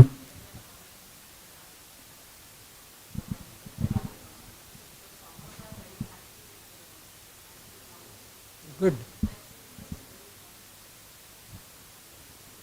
ನೋಡಿ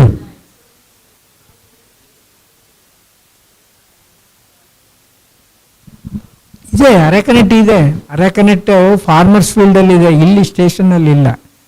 station we are not done, but on coconut it is there in the field, coconut is there. But ಈ perennial crops ಅಲ್ಲಿ I gave an example of forest. See, their requirement is hardly 5 to 10% of their what absorbs by the soil, because the leaf fall is there, and over a period of time in the every year, lot of changes will take place in soil microflora, and nutrient dynamics is very low. So that is the reason why they get better response, especially in natural farming or organic farming. We get good response in all plantation crops, no doubt about it. That's why I was telling Dr. Veer, suggesting them, although Dr. Chandrasekhar ಇವರೆಲ್ಲ ಬಂದಿದ್ರಲ್ಲ, so with all that you can plan for a day visit for Dharwad, so you can have both Dharwad agriculture as well as horticulture. So good, excellent. So then you will get a lot of your questions will be clarified when you see on the field. And they are also very dynamic. Chandrasekhar must have already spoken to you, and Anand Masthavali is also equally good. And the team is also wonderful. You can have very good practical experience there in Dharwad. So if you have time, I told them to go to Brahmor also. Agala, in schedule is difficult, but at least this is okay. And en route, you can think of 1 or 2 farmers fields also. Yesterday they visited 2 farmers fields, sir. And on 5th also we are visiting 2 farmers. Excellent, excellent. Instead of more and more of classroom, if you visit and interact with the farmers who are practicing natural farming for past 8 to 10 years, definitely you will get a lot of insight into the technology. Okay. So with this, on the behalf of trainees, organizer and the university, we are incredibly grateful to you, sir. The time you have spent with us. Powerful and stimulating talk on natural farming with reality is highly encouraging us. Your words is a great source of inspiration for us, and we are highly thankful for your presence here, sir. Thank you, sir.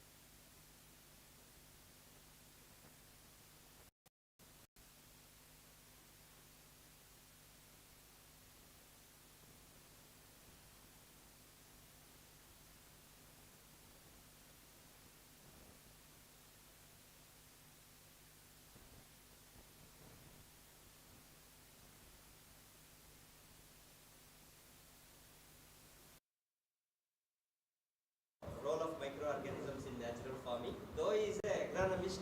Sir has extensively worked on what are all the changes happens when the subject is organic or natural farming with respect to microbial activity, enzyme activity, and soil properties. So all those information he has with him. So on behalf of all of you, I request Dr. N. Devakumar sir to deliver a lecture on role of organic formulations in natural farming, and added to that he will also cover the information on soil properties and other aspects on natural farming. Sir.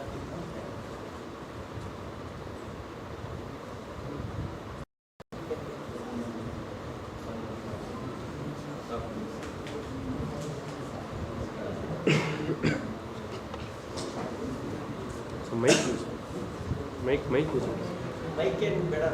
Is it audible? Mic ಬೇಕಾ? Sir audio ಬರಲ್ಲ sir ಇದಕ್ಕೆ. ಅದಕ್ಕೆ ಬರಲ್ವಾ? ಗಿರೀಶ್ ಆಗಿದ್ರೆ ಕೈ ಇಟ್ಕೊಂಡು ಮಾತಾಡಿ. ಅಲ್ಲ ಅದು ಲೈವ್ ಹೋಗುತ್ತೆ. ಲೈವ್ ಹೋಗುತ್ತೆ. Link.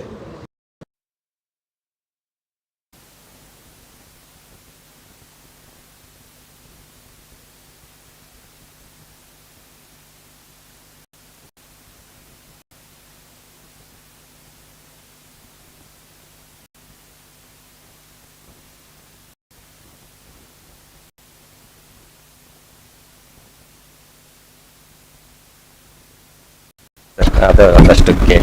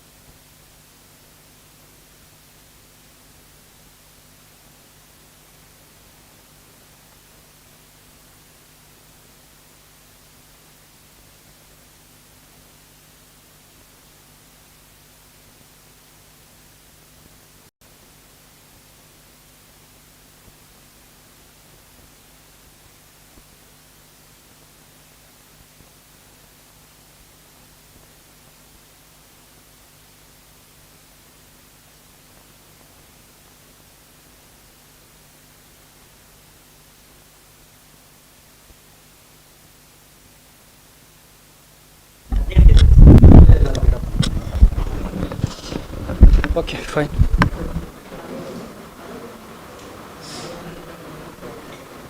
So,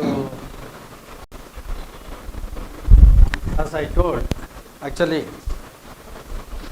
I started systematic research on organic farming from this campus. So, I love to come to this campus often. That is the thing.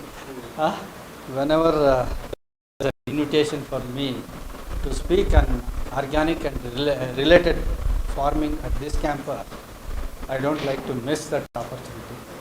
And I feel somewhat homely to come to this campus also. I think as this is the third day, is it? Fourth day. Most likely by now you might have acquainted with a lot of things. How natural farming and ecological agricultural practices or organic farming or any such related natural cultivation practices systems existing in this world. Is it? And as far as my topic is concerned, I don't think I'm lecturing you. Rather, we can have a discussion, right? It's not a lecture. And since they will going to see the PPT also, no need to take the notes. So you kindly listen to this, and wherever you have any clarification, you stop me and ask. So if at all, if I know, I will answer, or else all put together we can discuss. Right? That's the thing. No need to take down notes. Just you listen to this and we can deliberate on the issue. So mainly the topic given to me is role of liquid organic formulations in nutrient management. By now, I think, did anybody cover the topic on nutrient management? Karumadi. Right, sir. I think soil science no reaction. How many of you are there? Soil science? 2. Right. Oh, madam. You are from madam? Okay. So we know that the plants need 16 plus 1, is it now? 16 plus 1, 17 elements for completion, successful completion of its total life cycle. Is it? So that is the thing. And if you look to the progressive development of the agriculture after the independence, or more so with the development of the Green Revolution, I think in the early 60s, only nitrogen was a deficit nutrient. Early 60s. That too, it is not, entire country has got a deficiency in nitrogen. Later on, somewhere in 70s, the nitrogen deficiency was observed throughout the country. Am I correct? And later part of the 70s and early part of the 80s, the phosphorus deficiency has been, right? Phosphorus deficiency. And like that, potassium and all potassium deficiency was noticed. Now I hope more than 11 nutrients are in deficiency. More than 11 or 12 nutrients out of 16, and one is selenium. Is it last? Silicon. Nickel. Okay. Except that, I think almost 11 to 12 nutrients are deficient. It is the reasons, you being the seniors in the field of agriculture, you know that it is only due to the exploitation. And next aspect is the management of the nutrient, that is nutrient management. The major issue in our country is the imbalanced nutrient application. The ratio of 4 is to 2 is to 1. 4 is to 2 is to 1 is not at all maintained. Somewhere this ratio is dwindling between 7.5 to 8. Is it not? 8 is to nitrogen is that, and the phosphorus is around 1 plus 4 to 1, is it? Yeah, it is somewhere 2 plus, and the potassium is nowadays potassium has become very costly. They are not applying. This is the situation.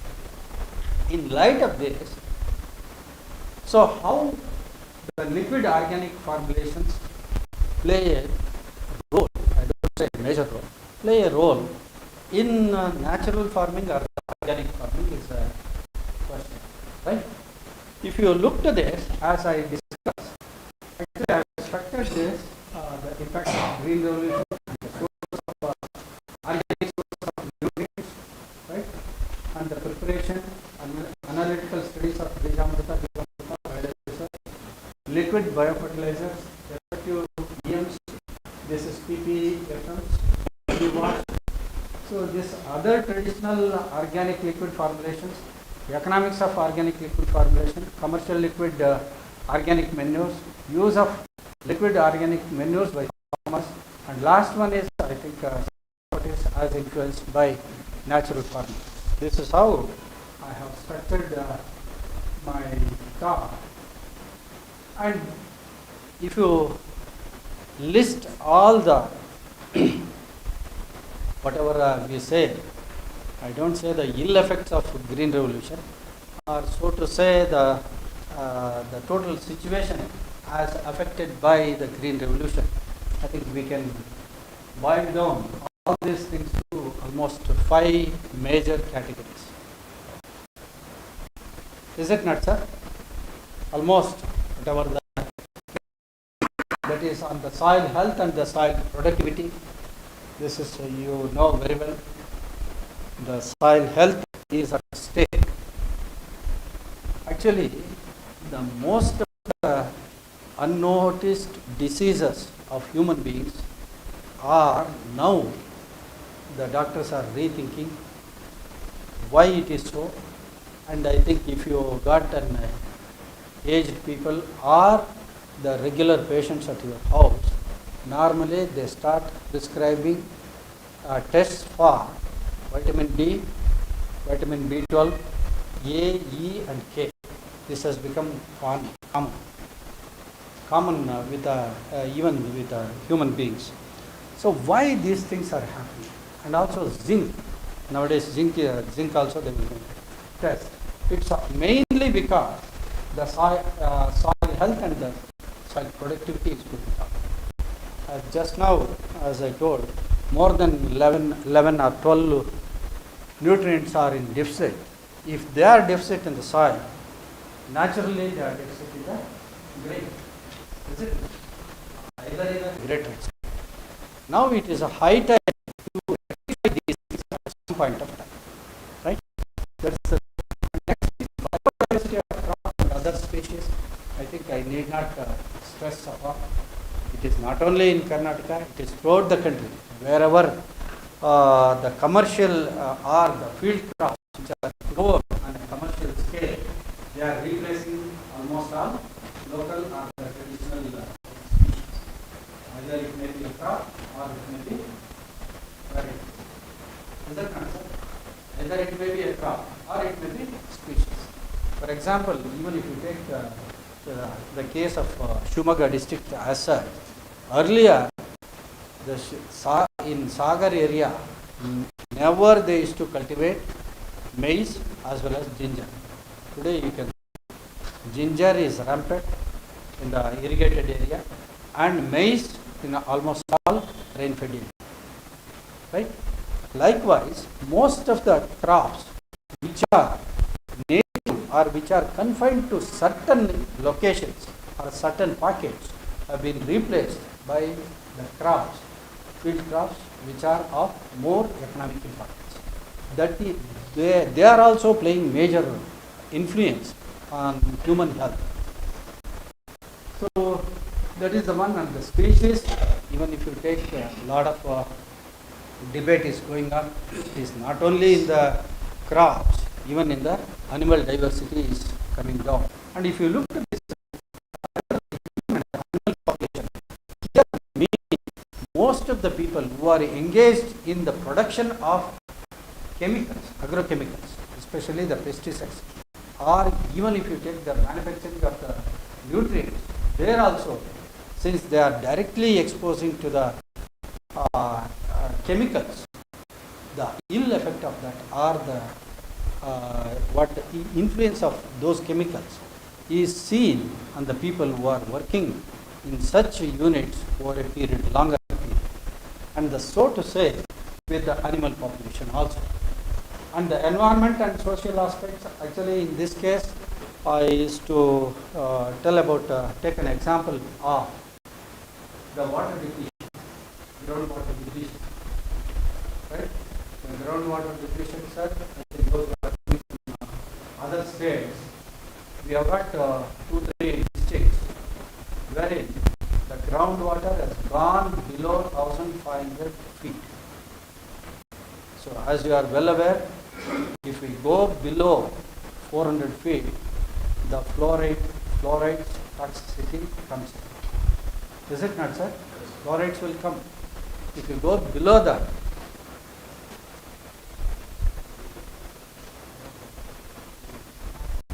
then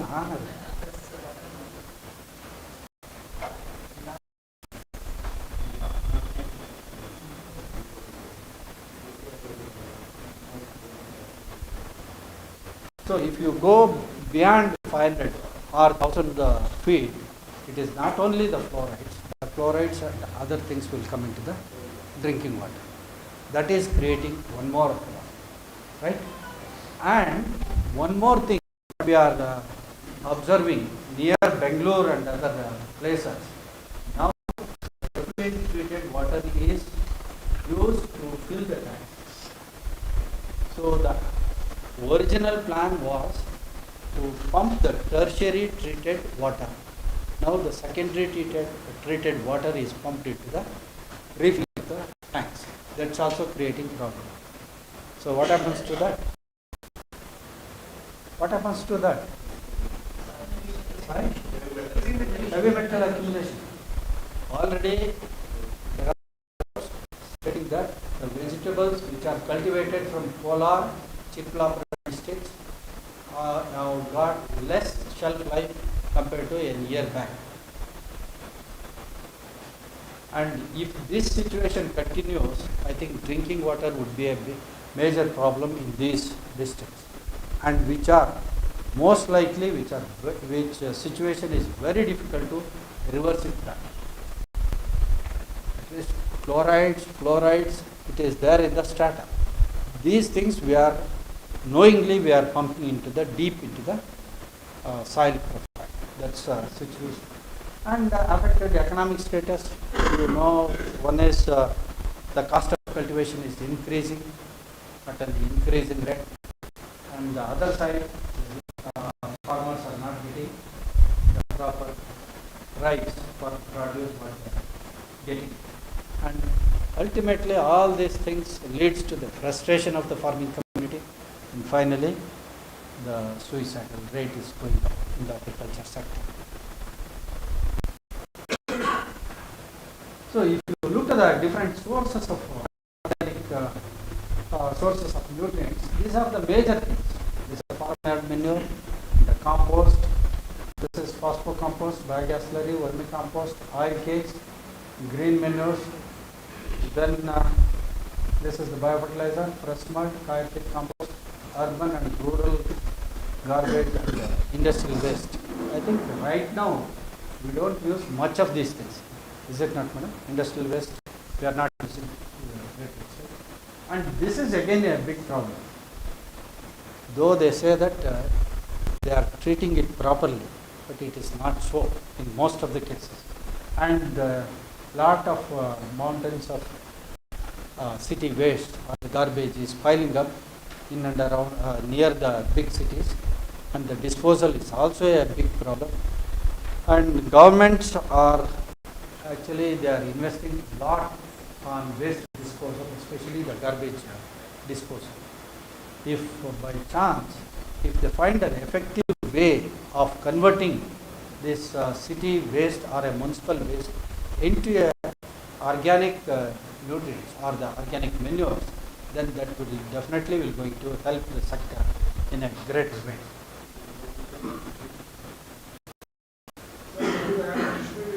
Sir, yes sir. Yeah, fish meal we can add, but not a lot of fish meal is available. Yeah, sir, you are from sir? Is there, but it's not there. We can list. That's not. I think the next time. No. Okay, if you come to the today's topic, liquid organic manures, sir, these are nothing but partially either the decomposed or the fermented products, or either the animal waste or the plant waste, right? Or the products. So this is basically is that extracts, decomposition or fermentation. This, while in the process of fermentation, lot of nutrients or the biomolecules which are present in solid form, they will come to the liquid form. That's all the thing. Here no extra technology is involved, and it is use of liquid formulations or use of liquids in agriculture is not a present day invention. It is being done since ages, right? Only thing is we are testing on them, nothing like that, right? This is the broader definition or the meaning of that. And next, if you come to these things, types of organic manures, liquid manure, these are the things I think Bijamrita, Jivamrita might have discussed at length. If at all, if it is sufficient, it's all right. Panchagavya and Amrut Pani, I think you people who are coming from Maharashtra, Amrut Pani is being practiced a lot. And biodigester liquid manure, cattle usage, and compost tea, earthworm soup, humic acid, uric acid, and these are all the few of the things that we are going to discuss it upon. Sir, how to, I think sir has discussed about Bijamrita, is it? Prabhakar Shetty sir. So what's its importance? Okay, that's the one thing. Next. Antimicrobial and antifungal inoculum, right? Biofertilizer to certain extent. Since we use this as a seed treatment, so at least immediately after the germination, they get infected to the root. Is it? Okay. So those things are all right. And for your information, I would like to tell that all these three aspects, this laboratory or research institute on organic farming, entire team has worked on these three somewhere in 2017 to 19 to a great extent. And I would like to remember our teammates. The microbiologist was there, Dr. Shubha was there. She is a good friend of Shilpa. Shubha madam was there, and even our assistant Anita was there, and S.B. Gowda, Vijay, even Kiran. We had a team of about 6-7 young scientists with us. We all as a team worked on that. I think those are the studies which were conducted at this center, or the pioneering studies, as far as my knowledge goes, in the entire state as well as in the country. And this RIOF is the first institute to work on polyacre system of cultivation. So if you look at this, other things are there. The other traditional liquid manures, these are the amulam. Almost all, majority of them, all of them have come from Tamil Nadu. Anybody from Tamil Nadu, sir? All are from Tamil Nadu, that too especially with Satyamangalam region, near going to Coimbatore. There is a place called Satyamangalam. There we have got a lot of organic. So that team has done this, lot of work. I think these things, if you want, I think we can have a discussion on these things. It may be only academic interest, right? So how this solid organic manures and the liquid organic, as you know, it is only the quantity which matters. Is it not, sir? Is it not? It's a quantity. In the bulk quantity, especially with the organic manure, and it contains less amount of nutrients. That is the reason why they are going for the liquid formulations. Or else, and most of the concoctions, preparations, what they are dealing with are, as I earlier told, it is only either the plant based or the animal based, and they are soaked in water. No other things are involved in this. So these are the things, and the nutrients are not readily available, and flexibility, no flexibility in application, pest and disease suppression, large space is required, and huge transportation cost. In this case, all these things are taken care of. Right? How many of you are from teaching faculty? Right? I think I have listed still more. I have listed only few. You might have have listed still more, right? So in this case, I think all these things have been taken care. But whatever we have listed, in some cases it may not be true also, right? In some cases it may not be. Sorry. Not no, low. Low. Huh? Less. No, won't come. Sir, even the soil has got. How come then? Huh? It is less amount. It is the percentage, that's all. Excuse me, but the speaker means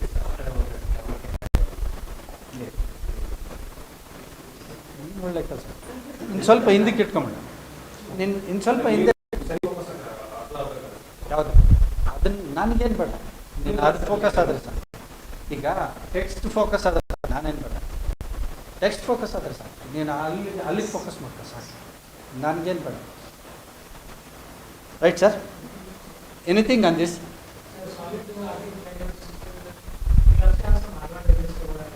definitely. Here we are discussing on liquids only. Here we are discussing on liquids. Yeah, there are two. We are lot of advantages are there. When I discuss with the solid, then we will take it with those.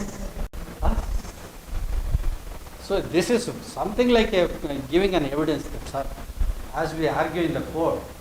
So whichever the case we take, we will say that my case is right. Same thing. Since today I am thinking on this, I am telling that solids are little lower, less importance than the liquid.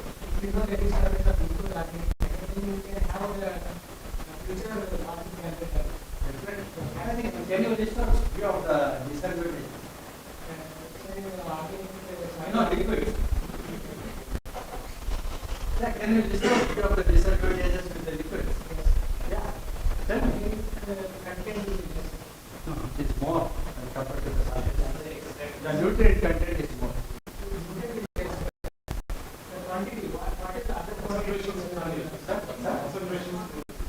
Concentration is fine. But what if you come to the volume, volume is less. Concentration is fine. Yes, I mean the same. Right, sir. Definitely. Right, sir. That's what I classify this on that. Right. So what is the other that's a good point. What are the other disadvantages with the liquid which are not listed? Keeping quality, yes, that's there with some of the formulations. Not for all, some of the cases. Liquid.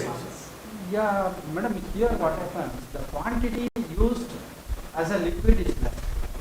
In that way, the transportation is not a problem. But yeah, those things are there. Yeah, that's also well taken. Anything, sir? Production cost is not that high.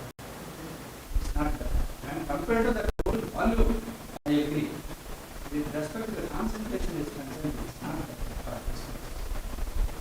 If you look at the advantages or the effects with the spraying of this liquid formulation, the advantages definitely overweigh the cost.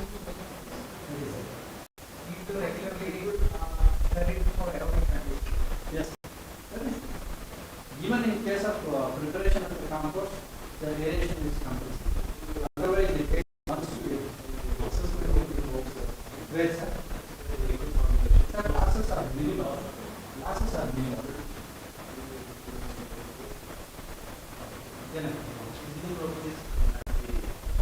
Yeah, it never improves. Actually, definitely, but what happens in case of spraying with a liquid formulation? The biological properties of the soil improves.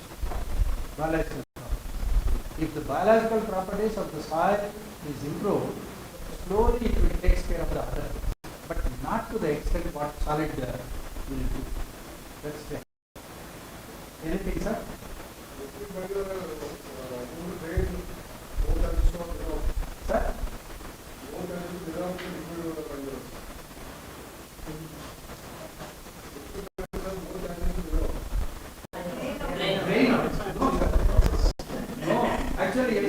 high, very high.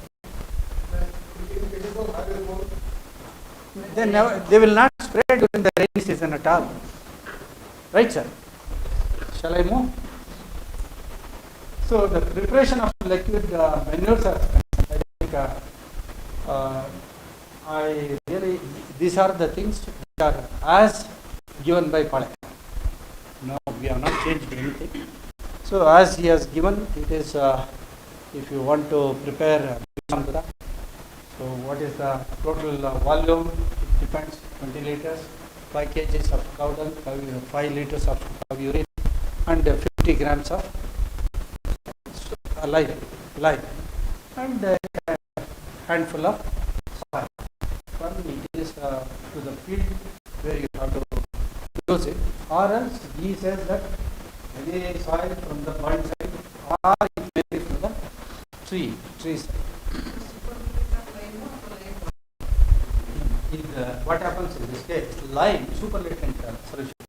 Actually, we take 50 grams of lime, soak it overnight, 1 liter of water, and similarly take 5 kgs of cow dung and tie it in a cloth, or you can put it in a cloth bag, not in a gunny bag, it's a cotton bag. So tie it and hang it in the water. So that upon soaking, a lot of material just gets into the liquid. So next day you take that, squeeze it, so that all solid mass will come to the liquid formation. Right? Squeeze it and add 5 liters of cow urine to that, and same way you add the 1 liter of lime water, that is, which is soaked, 50 grams is soaked in 1 liter of the water. Stir it, use it at the same time. Right? Is this clear? Can you prepare that? How many of you are confident of preparing this? Only some, not others. Huh? I think those who are from KVK, they did it many times. Is it not? Huh? But in spite of that, if you give all this material, we have actually faced little problems when preparing this. I think Dinesh knows. Is it not? Huh? Even squeezing Dinesh and also Girish, those who are worked in the KVKs for longer period. Even the squeezing also, it's a difficult thing. And sometimes what they say is that the cow dung has to be hanged, or it should be suspended on the water. What do? Is just they put it in the water. They don't put in the bag at all, or they don't cover it with cloth at all. Right? All this. So what I mean to say is that I do not underestimate your capabilities. Only thing is, one needs little more experience or the exposure for the preparations. That's all the time. Right.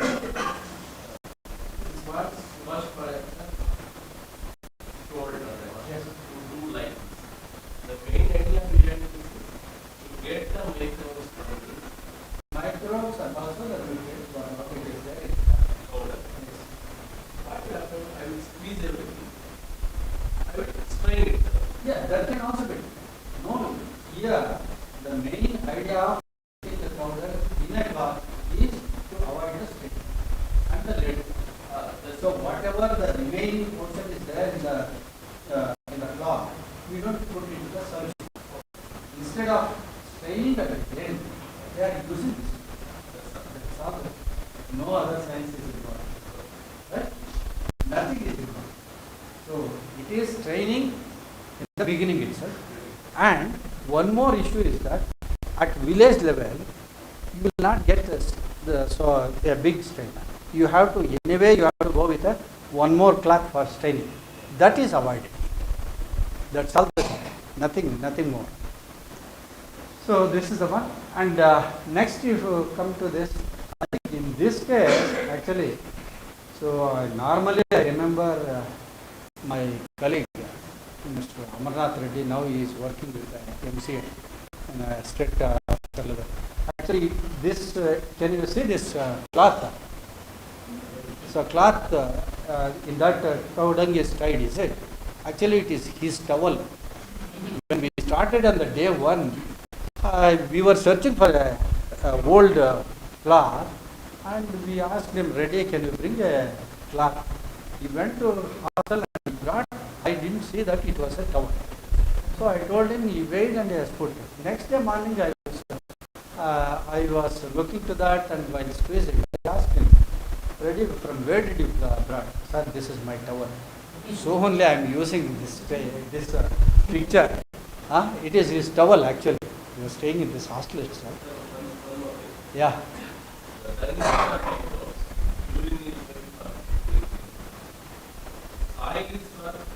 Again, line for adjusting the pH. Adjusting the Because lime means yeah. No, here no. here not. Not like it is pH. Actually, when we come to the chemical aspects of geometry,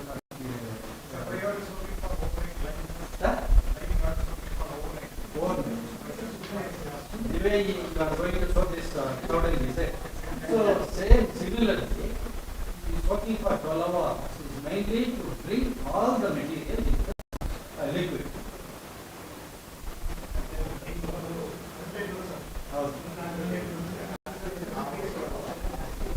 Yeah, that's fine.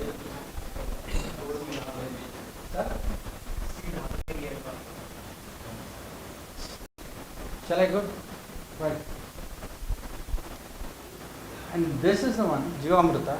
In this case, the 200 liter barrel is taken, 10, 2, right? 10 kgs of cow dung, 10 liters of cow urine, 2 kgs of local jaggery, and 2 kgs of any pulse. Right? These are anyway, procedure is given here. Can anybody say that? Which method is good for preparing the good jiva? Here it is given. You put all these things, put water, stir it, except Dinesh and Girish. They are there in KVK, they know this, except 2 of them. Can anybody explain how we can prepare the best Jivamrita solution?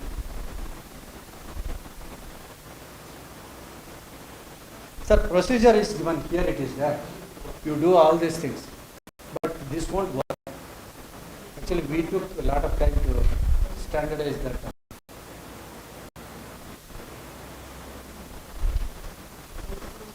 Huh? Yeah. Okay. You make the jaggery powder. Again, you soak it in water and make the solution. Right.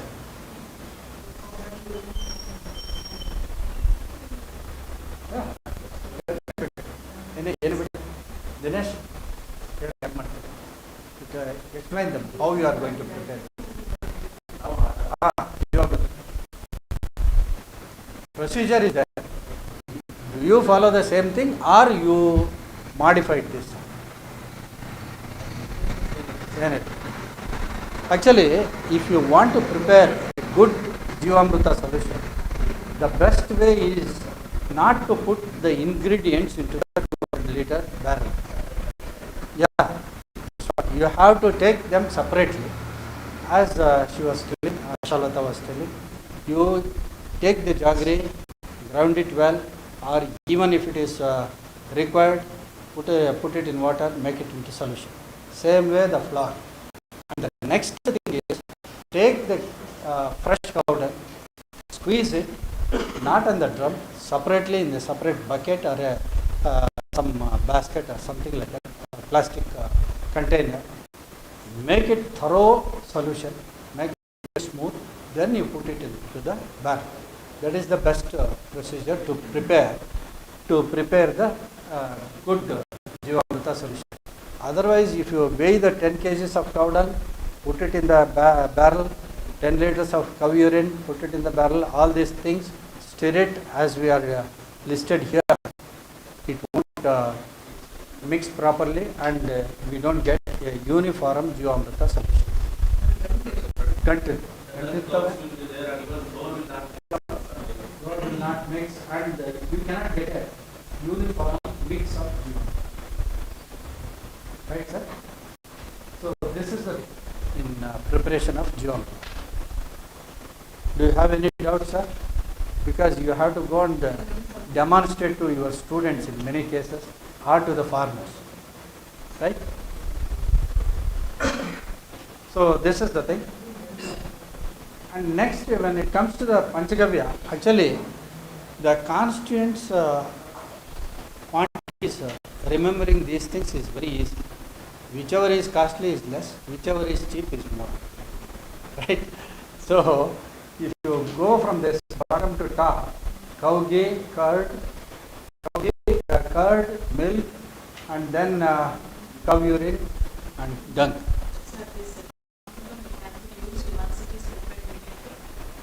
No, will come, right? Replacement of diarrhea. Replacement of molasses is expensive and also you have to get this one certificate. But yes, papaya fruits, that I don't think that's no, that's not a substitute. I tell you, even all these fruit peels and also spoiled fruits, they are very good to prepare a solution for spraying. They work as a drug, much better than this. But getting papaya, spoiled papaya and other things is very expensive.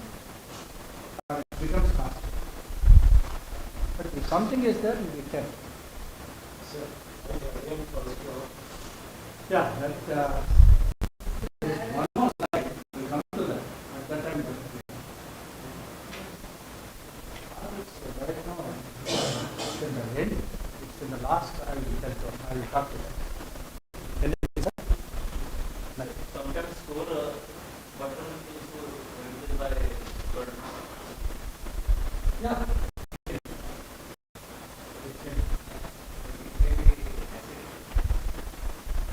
Jivamrita is very acid. Anyways, pH varies anywhere between 4.4 to close to maximum.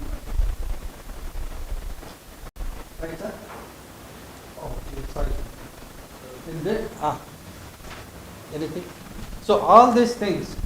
So you do this, mix it, 1 kg of cow ghee. So 2 liters of curd and 3 liters of milk, cow urine and cow dung. And the procedure is same. Whatever we have discussed for Jivamrita holds good here. Here actually any liquid formulation depends on how finally you mix them, how homogeneous your material is. Right? So depends on this thing.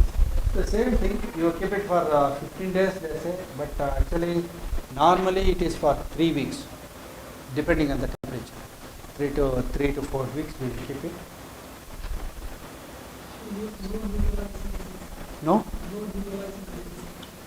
Sir, in both the cases, here as well as in case of Jivamrita, no neutralization. Lot of acidifying bacteria will be there in both the preparations.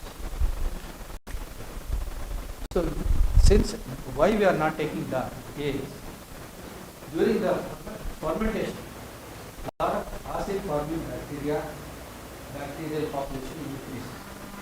And the next aspect is we are not using these preparations for citric. Right? We are not using these preparations for citric.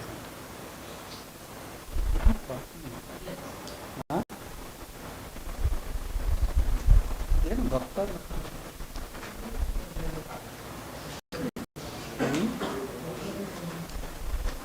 ಏನು ಅದು cell ಚೆನ್ನಾಗಿರುತ್ತೆ ಅಲ್ಲ ಇದು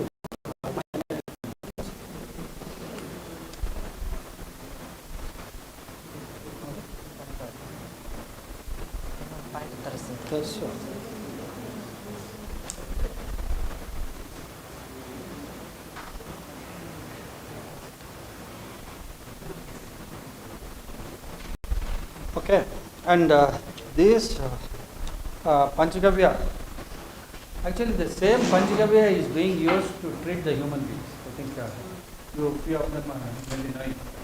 Do you know this? Panchagavya is to treat a lot of ailments, not now, since years. The same thing, procedure is same.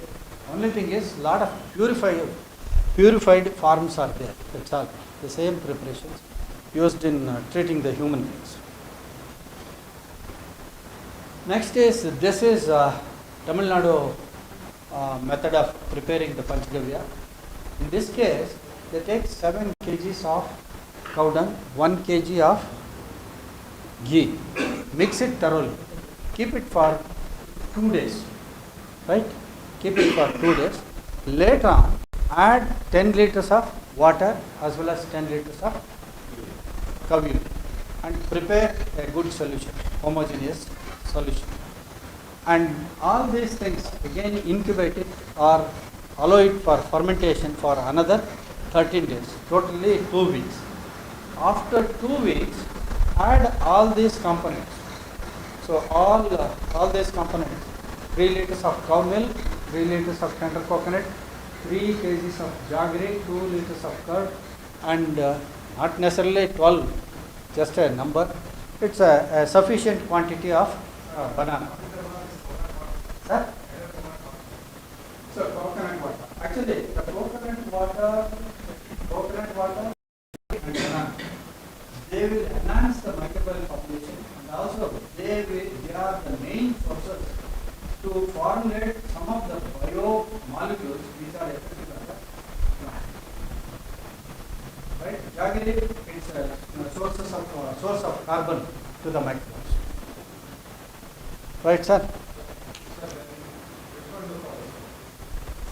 Both can be done. So this is more effective. Actually, this is more effective. This is more effective. This method is more effective. ಹೌದು.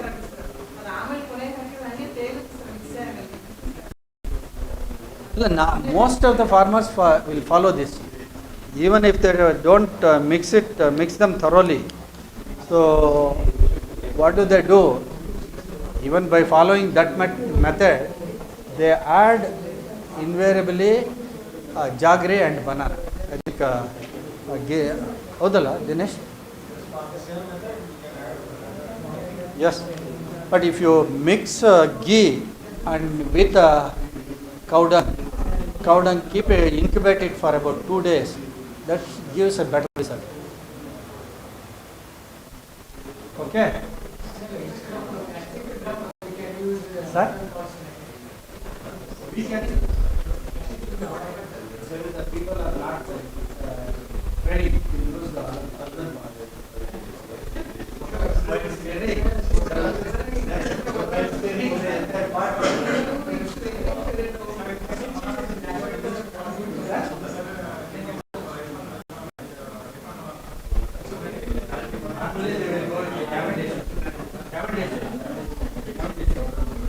Bananas, only in India we have got so many varieties. In the entire in the global level, banana are also Cavendish. We have got hundreds of varieties. That's the beauty of our country. That's the beauty of our country. ಇದೇ ಸಲ ಅಲ್ಲ ಹೊಸದಾಗ್ತದೆ ಇದನ್ನೇ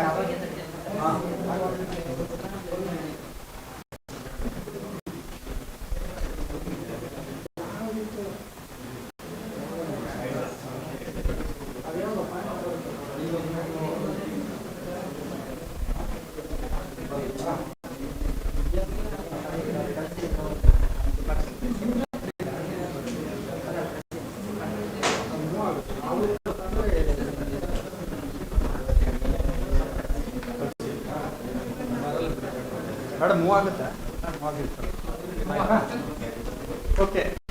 So anything about preparation of Panchagavya is concerned? Right. Next is, I think, compost leaching. This or Shivamogga, I think I will come next. And compost leachate. Actually, this is mainly they have brought this into use mainly to dispose of. Yeah, it is compost leachate has to be properly processed, or you have to give sufficient time to reduce the pathogens in that. Otherwise, you cannot directly use it for the spray. And most probably and most likely, they don't use it for spraying. It is used for mixing with the irrigation water. As the term says, this is followed in case of windrow method of composting, wherein lot of city waste or the municipal waste is brought at a place and they wash it thoroughly, and after the washing, whatever the leachate we get, they will going to store it, because otherwise it becomes an environmental hazard. So to avoid that, they are making use this into in the agriculture field. And the same case with the distillery waste.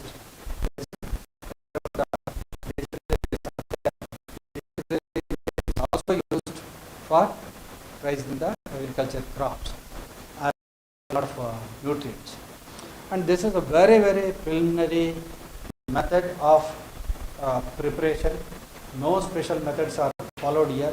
Only thing is, rows of compost is there, and mechanically the water is sprayed. Whatever the leachate comes out, it will be collected in huge tanks that can be stored for quite a long period, and it can be used. Most likely, 99%, it is not suitable for spraying. So next is compost extract. As I told, this is also very old method. They say similar to that. In this case, whatever the animal waste is there, it will be taken and it is tied, soaked in the water. Again, the length of soaking is not hard and fast rule in any of the cases. Here I think it is about weeks to 1 or 2 weeks. It is not a very fast, hard and fast rule. You have to follow 14 days or something like that. So even if you want to use it, make use of this early, then also you can take it on. Sir? And this is manure tea. It is similar to those two, what we have discussed or what we have seen, the same thing.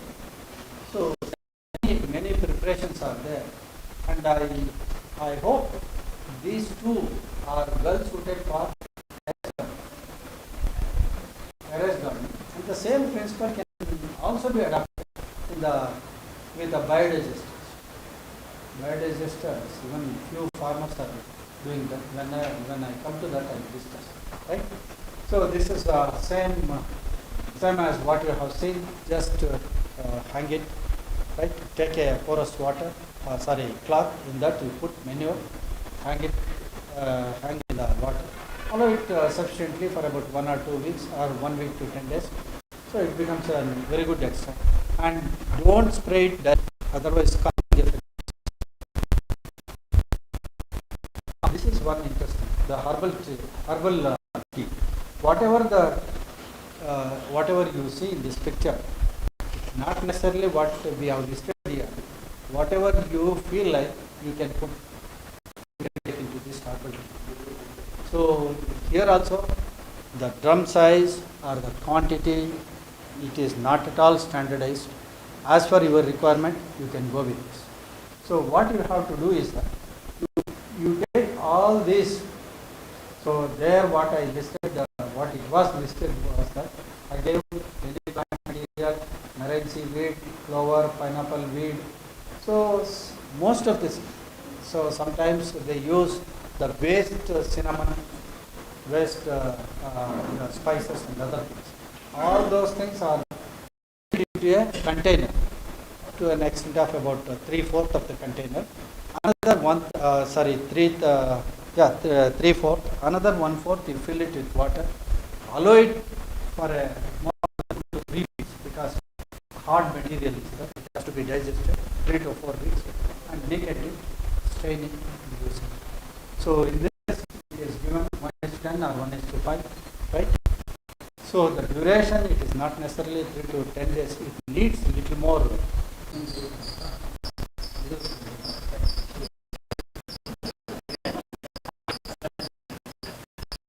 Okay.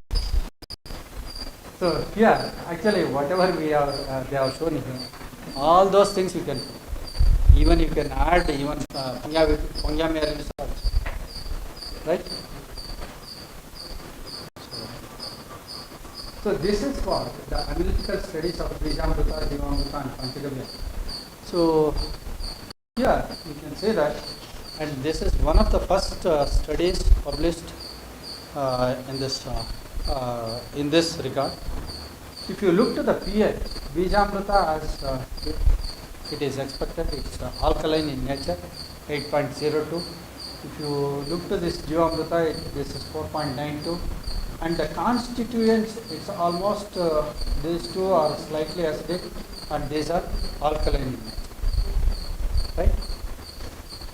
So next, if you take the nitrogen content, you look to this nutrient content of Bijamrita, it is almost, nitrogen content is very high because fresh cow dung is used. Here it is fermented, so it is transformed into other ways, and also it leads to some of the losses also, right? So this is the one, and potassium, manganese, copper and iron. That apart, even it may be having some more material, we did not test it, right? So these are all the other preparations, other constituents in the other constituents, jaggery, flour, cow dung and cow dung. Do you have anything to discuss on these things? Right, sir. So if you look at this microbial studies, microbial population is concerned, right? So these are the 5 different group of microbes: bacteria, fungi, infections, yeast organizers, and actinomycetes. We studied extensively, and actually while coming in the car, I was talking to Prabhakar Shetty sir, because I will put one more slide, I think penultimate slide. In that also, recently they have studied somewhere in 2017 to 19. The trend is almost similar what we studied about during 2007. Normally, any microbial studies, they will go with replications, 2 replications or 3 replications. So we went with a sufficient number of replications and we repeated 4 times. Actually, I was talking to Prabhakar Shetty sir, and when I told microbiologist Shubha madam, and she told, sir, now we do only once to publish the paper. Actually, we repeated thrice. Where is the fun in repeating this once again, 4th time? Actually, the same set of experiment was repeated 4 times before coming to this. It's not only a small experiment. We had a lot of replications, and doing this is not that easy. Taking the extracts, again they have to follow the procedure. So likewise we did it, and again it population varies with the place, also. Whatever the soil we use or the constituents what we use, but the trend remains same. If you look to this, bacteria 10⁵ was in Bijamrita, it is 523, here 825. This is on the first day, this is on the 10th day, right? So similarly, fungi 1747, actinomycetes 8 and 9. Actually, I have seen few of the research articles. So normally actinomycetes, anybody microbiologist is there in this? So normally actinomycetes population is less than the fungal population.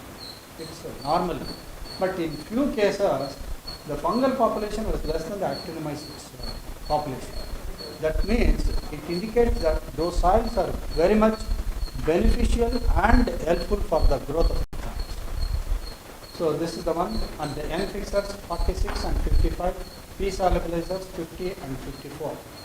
And actually these are the slides which we have prepared in our lab.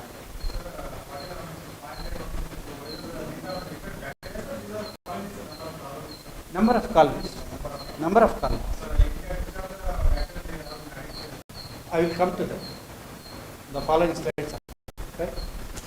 So this is the one, and if you come to this microbial studies, so highest number of CFUs were found between 9th and 12th day of preparation. In the year 2007 itself. At that time, Palekar was telling you use the Jivamrita 48 hours after the preparation. Later on, I think within 2-3 years, he started telling them use it after a week. Once our research data was published, or it was actually this data even they have got. We had a lot of discussion with Palekar. We met across the table thrice with the Palekar. We had many discussions. At that time, it is not only from US, Bangalore, all the 4 agricultural universities, we have presented the data. And we contradicted his sayings that it has to be used, and whatever he was suggesting or whatever he was preaching about the yield levels, we have clearly shown with the experimental evidence that this won't work in the long run. So this is how we have to use this Jivamrita after 9th, 10th, 11th, and 12th days after preparation. If you use this during these 4 days, the beneficial microbes and other beneficial microorganisms present in the Jivamrita are maximum. I will show the graph later on. After the 12th day, there will be a dip in total bacterial count, and suddenly there will be a spurt in the population on the 14th day, again it dips, right? So if you look to the bacterial population, Astrobacter species, Bacillus, actually Pseudomonas is there, and Xanthomonas, Bacillus, actually we found it the Septilis also. So fungi, Aspergillus, almost majority of the Aspergillus species we found, and Penicillium trichoderma species. So P solubilizers, if you look here, it is most 1, 2, 5, 6 Aspergillus species were found, and similarly the Penicillium and other things. Bacteria, Bacillus species, Megatherium subtilis, all these species. And N fixers, major Astrobacter and other things, Streptomyces species in case of Actinomyces.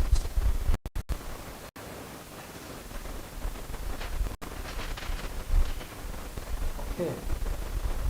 So at that time when we started our experiments, actually all the results we have submitted to the Vidhan Sabha legislature. All the 224 legislators were circulated with the results from our center. That was the credit for RIO of Shivamogga. So at that time, actually, Palekar was insisting, why not the state government go for Palekar's method or method of cultivation. So we supplied the scientific information at first, and later on Dharwad campus took up the studies. So he was telling that use 200 liters of Jivamrita per acre, and only twice for the cropping season. But we went up to 500 liters. So look at the population. So initial population, I think if anybody closely watches this, initial was 124 and control was 63. How come the big difference? Actually, we have taken this somewhere in the flowering stage. This is before starting the experiment, right? The The big difference is mainly because if you leave the soil without disturbing, actually the lot of microbes, the soil flora and fauna will be very high. So that's how even the lazy farmers will be going to get good yields or a considerable yield under plantation crops. I think you might have observed few people, they don't do anything for the coconut garden. In spite of that, they get almost average yields. That is one of the major reasons. Anything, sir? So if you look to this is 124 with 500 liters of Jivamrita. The population has increased to 280 or so, and the fungal population is also very high. Actinomycetes, it is 7 in control and 24. It's almost 3 times. 56 is the N fixers, it is double, and P solubilizers, it's almost 1.5 times. Which one, sir? This is this one. This is about 45 days. We applied twice at the time. Not necessarily. It again depends on the soil as well as soil organic carbon content. If soils are very good or OC levels are somewhere beyond 0.5, you will get a better result. And we are the first people to say that Jivamrita works well under high soil fertility levels, conditions. If the soil organic carbon content is high, the Jivamrita results of Jivamrita are much better than with the soils with a low OC, organic carbon content. So this is what you were telling, sir. This is the bacterial population. This is 12th day, 11th, 10th, 9th day. So after suddenly after 12th day there is a dip and slightly increase in this. Actually after going to Bangalore we continued this, but we did not publish. Somewhere there is an excellent data. One more, my colleague Dr. Lata was working with me. Lata was working with me. She worked very hard, but we failed to publish it. Actually, what we did is, so this was the trend we noticed. We started augmenting at the 6th day with additional jaggery and pulse flow.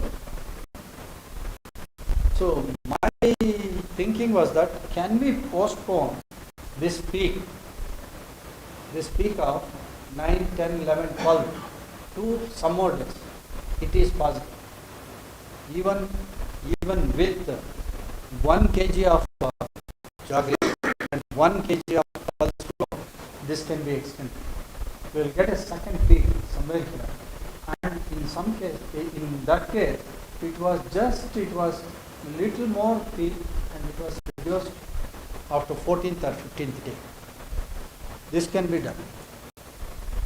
So even the pH variation on daily basis, we did it almost for 4 weeks. We could not able to consolidate.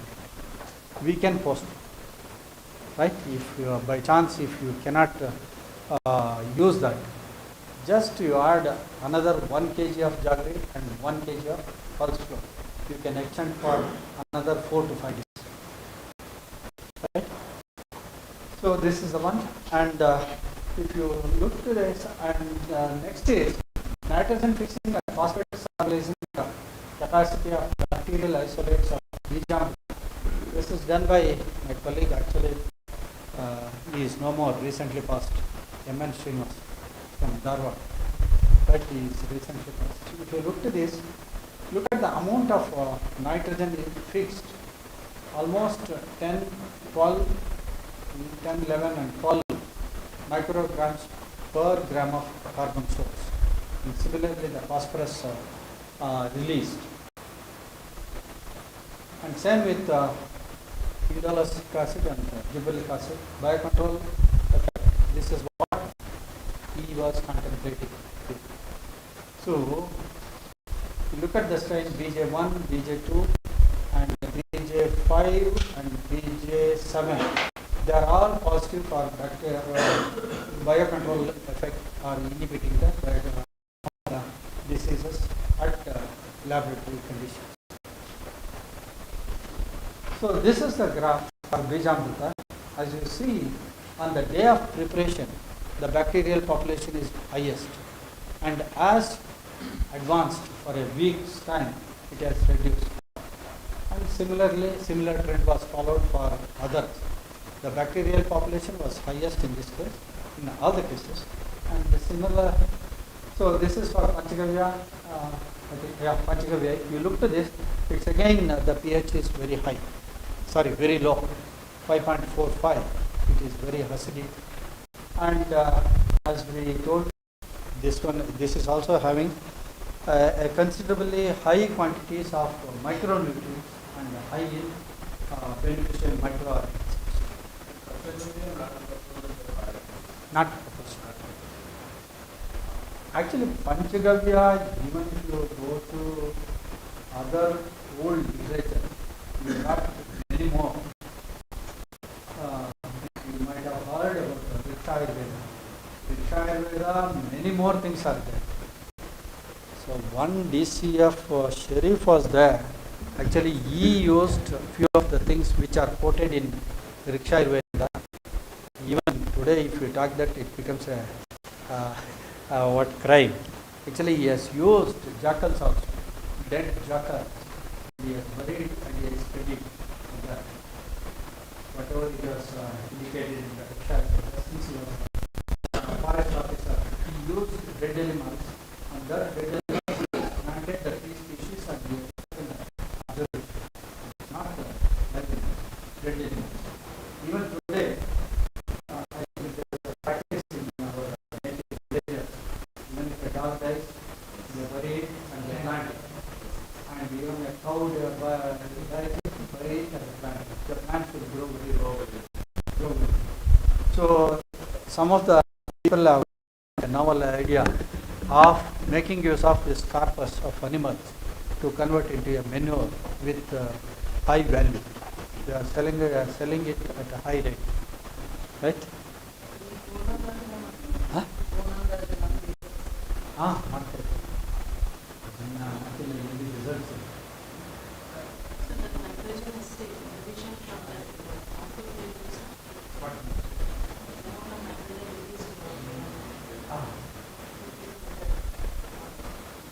Leaves are content present in the solution. It is present in the solution. Present in the solution. Yeah, present in the solution. Yeah. All these nutrients that is present in the particle, not released. Present in the solution.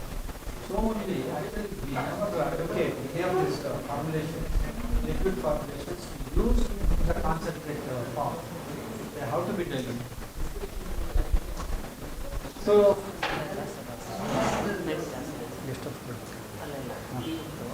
tea. Tea put on that. Okay. I think just another 2-3 minutes. Let's go. Right. If you look to this, fatty acids, alkanes, and alkanols, all these various biologically active molecules are present in Panchagavya. So only Panchagavya is much superior than any of the formulations what we have discussed so far. Right? I think we can go. Okay. Right. And this is how procedures and ingredients are the same for all of the preparation of this? Yes, most likely. And some of the scientists are very different. Very different. Wherever it is convenient and wherever we are.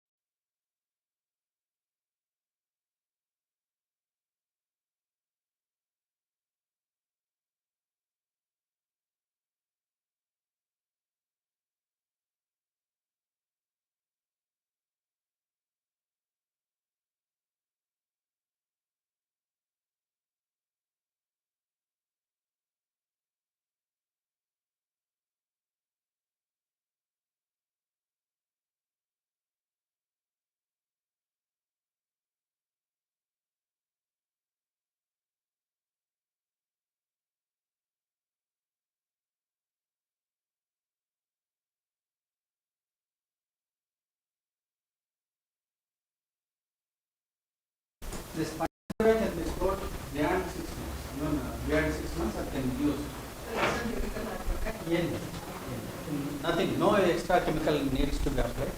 Here, main reason why we can use this more than that large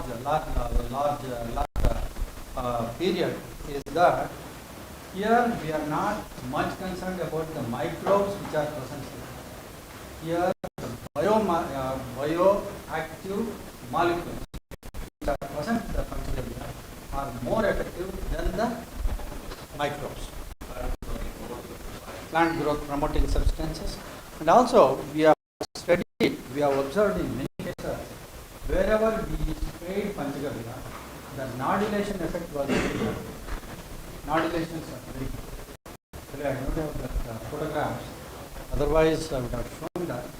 Actually, those who have worked with French beans, French beans, nodulation is a problem, see. In French bean, nodulation is a problem. Once a senior principal scientist from IHR visited our laboratory. Luckily, on that day, one of our PhD students has sampled the French bean mass. He was taken aback and he was surprised to see so many nodules on the French bean, which were grown on organic cultivation with spraying of Panchagavya and application of other treatments. Right? The nodulations were varying. The minimum was somewhere 60 plus to 200. That was the nodulation count in case of French bee. To that extent, these things are very effective. I think the biodigester, you have seen this. It goes down by 5, right?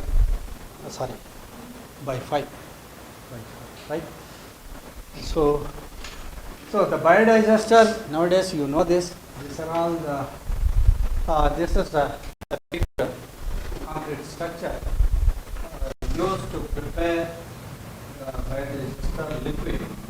So in this case, what we do is, it is a co-composting or co-fermentation of two different residues, wherein a residue which is having high CN ratio and low CN ratio.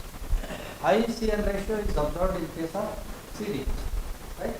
And low CN ratio in case of pulses. So that is the thing. Normally, in this case, we allow it for about 3 to 4 weeks, and after that we use this along with the irrigation water or irrigating to the plants. That Shashi Kiran has got a wider experience in this. He has used this extensively in our college, and actually coconut trees got rejuvenated. This is one of the reasons. I don't say because of this they got rejuvenated. This is one of the reasons where he was man instrumental in applying this in a large quantities very frequently. Right? So these are the things. Anything you need, you can. So if you look to this, that's what I told. The pH of biodigester liquid, or liquid biodigester, is almost neutral to slightly alkaline in nature. Neutral to alkaline in nature. Normally this can be used direct.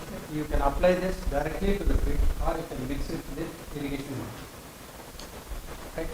Directly or mix it with irrigation water. I think if you look to this, nitrogen content, NPK and other micronutrient contents are very high. So only you will get a better result. So that's the one. And here few models are there. Actually these were constructed in different campuses, and this is the model constructed at Shivamogga campus. All these things were constructed under organic farming project. So here they wanted to study different proportions of the material what they are using for preparation of the biodigester. And here one can walk and taps are provided here to collect the leachate at steady. Right? And again the different models which are required for them according to their needs they will be constructed. So uses of liquid organic manures, I think if you list this, things so far we discussed almost all the things we have listed here. One is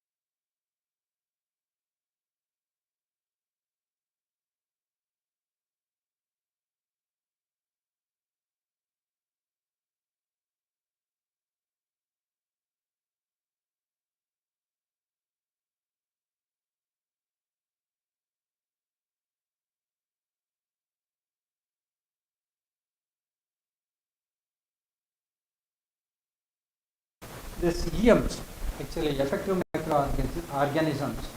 So one professor called Higa from Japan, he found out the effective microorganisms somewhere in early 90s, 1991 from Japan. So as you are well aware, this effective microorganisms, as the name indicates, it is not a single microorganism, it is a consortium of microorganisms. Normally, if you go with a consortium or mixing of more than one microorganism, there will be an antagonistic effect. So growth of or the population of one microorganism increases, where in the simultaneously the population of other will come down, right? Whereas in case of EMOs, that will not occur. There will be a synergy between the microorganisms or the synergy between the organisms which come together, and thereby they will affect, they will improve the quality of plant growth. And EMs are not only used in agriculture, it is used in many fields. It is not only in agriculture, it is used in many fields. You look at the content, lactic acid bacteria, yeast, photosynthetic bacteria, actinomycetes, and the other beneficial microorganisms. To list a few, it is conditioning of the soil. This is mainly to reclamation of the soil, and the compost and the plant wastages. Here, quick decomposition of the material, and feeding the livestock, wastewater treatment, odor control, bad odor, pest management, improves the feed utilization efficiency, improves health and vitality, control fungal diseases, lawn maintenance. And just I have taken only one photograph. Look at the land which was like this, with the continuous use of EMOs after 4.5 years, they could able to see the blade of grass in this case. So that extent, even the sewage treatment is done by EMOs, right? So I don't like to read all those things. If I have functions of beneficial microorganisms, and this is one group of microorganisms, pink pigmented facultative methylotrophs. They are the microbes which are present all around all the parts of the plant material, right? Plant system. even they can be seen on the plant, leaf, even root, everything. They are also helping the plant grow to a great extent, right? If you look to that, so these are all the different isolates. However, the isolate number 27 has got higher indolactic acid and the cytokinin, right? Even most of the cases it is close to 1 microgram per ml of solution. So vermi wash, this is well known to you. I don't think I need to explain. Vermi wash, normally it is neutral in pH, and it is more than it is having major nutrients. It is having other micronutrients also, and in this case shows your model. Actually, Sultan Ismail is a professor of zoology who got retired from Chennai University. He worked a lot on earthworms. He found that different models existing with many of the partners, right? All these slides are his slides. So this is the one, and if you look at this, here also a few models are there. And again, this is his experiment. If you look at here, C is the control, V is vermi wash, T is EMs, P is Panchagavya. These are all the combinations. Wherever the three combinations are there, VEP, after 3 days, look at the growth, root growth of onion. Right? That's how this liquid formulations work very well. So this is what is this? Jivamrita prepared by one of the leading farmers. I think anybody, you are from Maharashtra, you know? I think you know this picture. This is from Subhash Sharma. Subhash Sharma, organic farmer. He is from Vidarbha region. He is from Vidarbha region. He, apart from organic farming, is actually postulating this tree farming, tree-based agriculture. So experimental results, actually purposefully I have taken this slide, it was somewhere, I searched and I got it. So this was the first experiment we laid out on to verify the Palekar's method of cultivation. This was the first experiment conducted at Vannavile forum. Look at the 20 treatment combinations are there in the main plot. We have taken control, Bijatika, Kavirin, Panchagavya and liquid biofertilizers. And factor B was organic farming system 1. This is a Palekar system. This is organic farming, spraying of Panchagavya and without spraying of Panchagavya. Variety was JGL 1798, which was popular variety then at this region. And the results, if you look at this, so this is only Jivamrita, that is Palekar system of cultivation. In the first year, you could see over a Palekar system and organic farming system, there was close to 60% yield increase in case of organic farming when compared to the Palekar method of cultivation. And similarly, these are different combinations with Panchagavya, without Panchagavya, with the different systems are there. I think I will run through. So, effect of Panchagavya and the French bean, here the concentrations are very high. Actually, we have gone up to 12%. Normally, higher concentrations are sprayed in the later part of the plant growth. It's somewhere in the flowering or the post flowering, right? That is the thing. So there was an yield increase of about 26%, and similarly about 40% increase in yield with Jivamrita with the same. All these experiments are conducted at Shivamogga. Most of the experiments are taken in this. So this was one of the experiments wherein we have taken different combinations of Panchagavya at different plant growth stages. And by and large, we have seen that early stage of the growth, 2.5 to 5% is okay, ideal, and the later part of the vegetative stage, it is 5 to 7.5% is advisable. It's biodigester liquid manure with 20, 25 and 30 kgs of nitrogen supplied. And you can see here this is with NPK and the crop is right-fed groundnut. Even in spite of that, with the use of liquid biodigester liquid, the crop growth, yield levels are very high. I think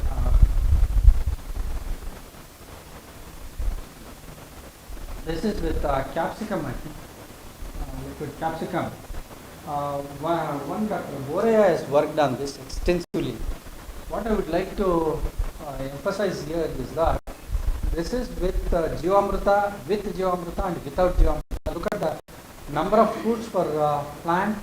It's 38, this is 44. Fruit weight 121 to 129.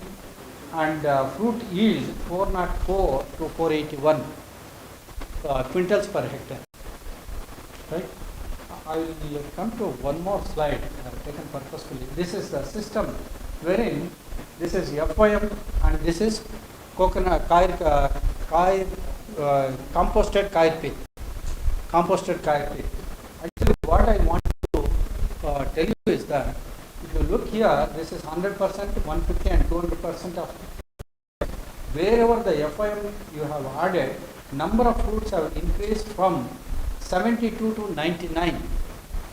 Whereas with composted kair pit, it has reduced from 60 to 43. I think what may be the reason here? Actually, I wanted to highlight this. Why the yield levels has come down with increase in the composted kair pit. Liquid content is type 1. And what happens with that? Is white, right? Yes, sir. Phenolic no, sir. It was sufficiently composted. It was given almost 3 months. 3 months. In spite of that, the yield levels have reduced. I have taken one more slide from him. I will show here, not this one. I think this one. 8 and 9, right? 8 and 9. You look here.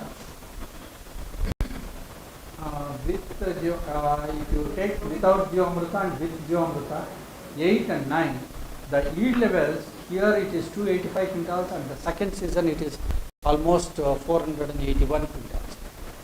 And same way here with Kavyurin 338, 5112, and the quantum jump in yield levels were observed in the subsequent seasons, and that's how normally what I used to say to my PG students is that don't take the average values in case of organic experiments because it will smoothen the effect. The effect is seen in the later year than the current, right? Later year than the current. Because since we are running out of time, this is with respect to okra is concerned. One of our PhD student has worked on this. Here we have taken this 100% N-equivalent compost, 100% N-equivalent vermicompost and the poultry manure. Actually, we were under the impression that wherever vermicompost was used, we get beautiful yield, but it is not so.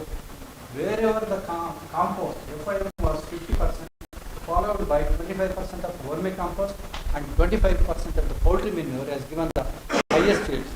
And one more thing is, wherever the Jivamrita was used, effect of Jivamrita was much better than the consortium, microbial consortium. So here you can see this. This is the microbial consortium. This is what we have got with Jivamrita, right? Soil application, soil application, not with N content.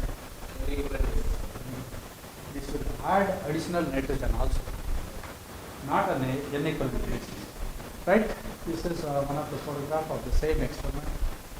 I think I will run through all the slides. I will come to this. See, these are all the formulations. No need to take down all these things, right? As I told, most of the all these things were from the Tamil Nadu. This is Amudam solution, Catalurin 1 liter, dung 1 kg, jaggery 250 and water. So the procedure is given here. You ferment it or allow it to ferment for 1 day and use it for the spray. It gives a very good result. And coconut buttermilk, here it is not only the tender coconut, the coconut grit is also used in this case. That apart from that, so this one, what is this? Juice from the waste fruit. I think somewhere it is there. Buttermilk, you put all these things and allow it for fermentation for about a week's time. So all these things Tamil Nadu farmers are following. So one Mr. Sundaraman is there. Sundaraman from Sati. Have you visited? Huh? Ogidra? All these are from his field. He visited once long back. He has given all these formulations. Satyamangalam. I think now Sundaraman is around 70 plus. 80, maybe around 80 years. Though he was a graduate, he has taken agriculture. And for the past 45 years or so, he is organic. So he is bent upon that, and I will show his all formulations are from his writings. And Arappu buttermilk solution, again his formulations is, and one more, Namalwar. Namalwar, he received, I think, Padma Shri Award.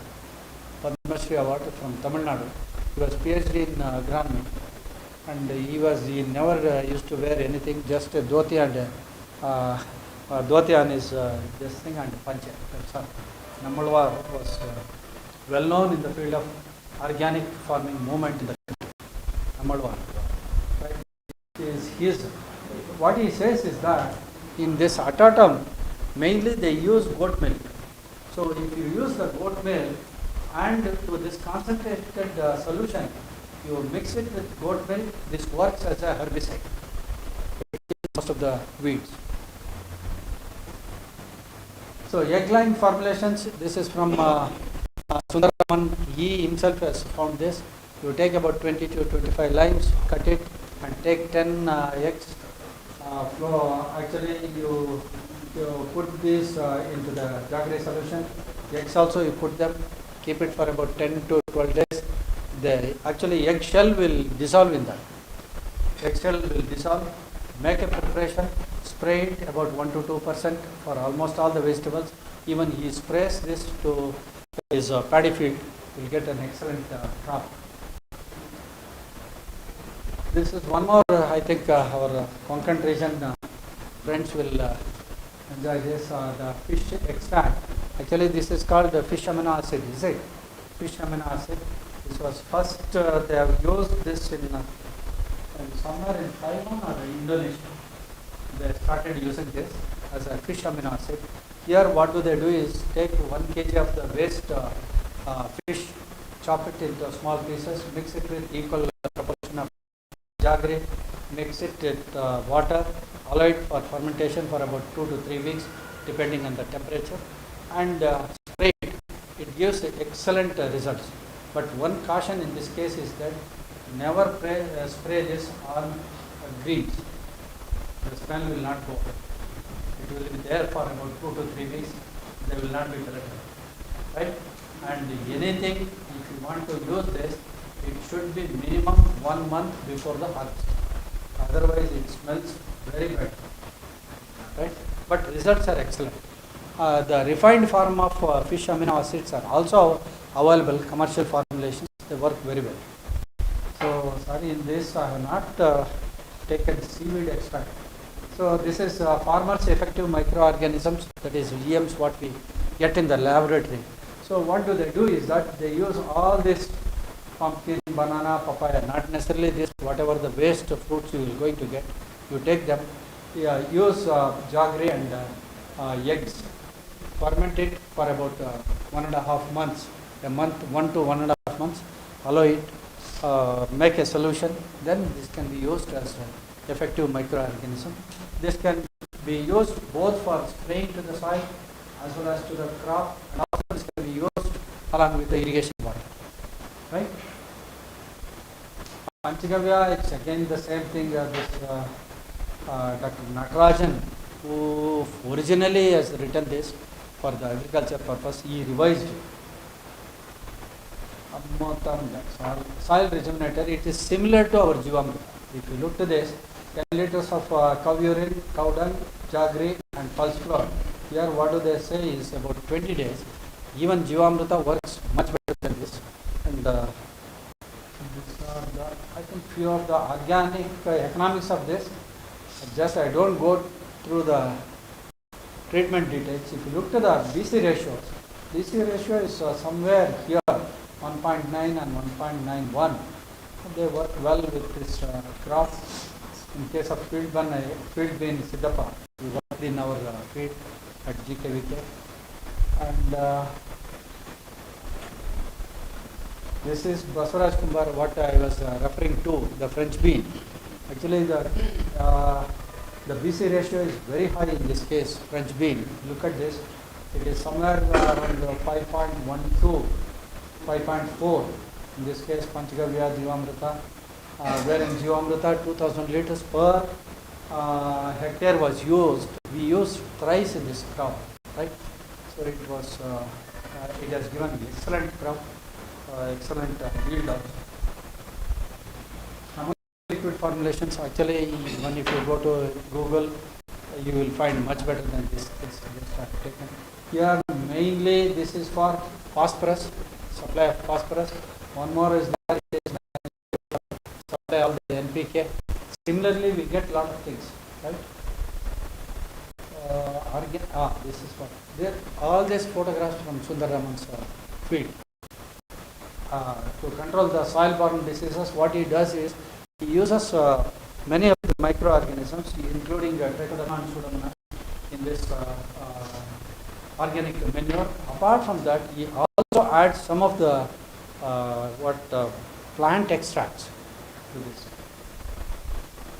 I think you have seen this. Have you seen this? Huh?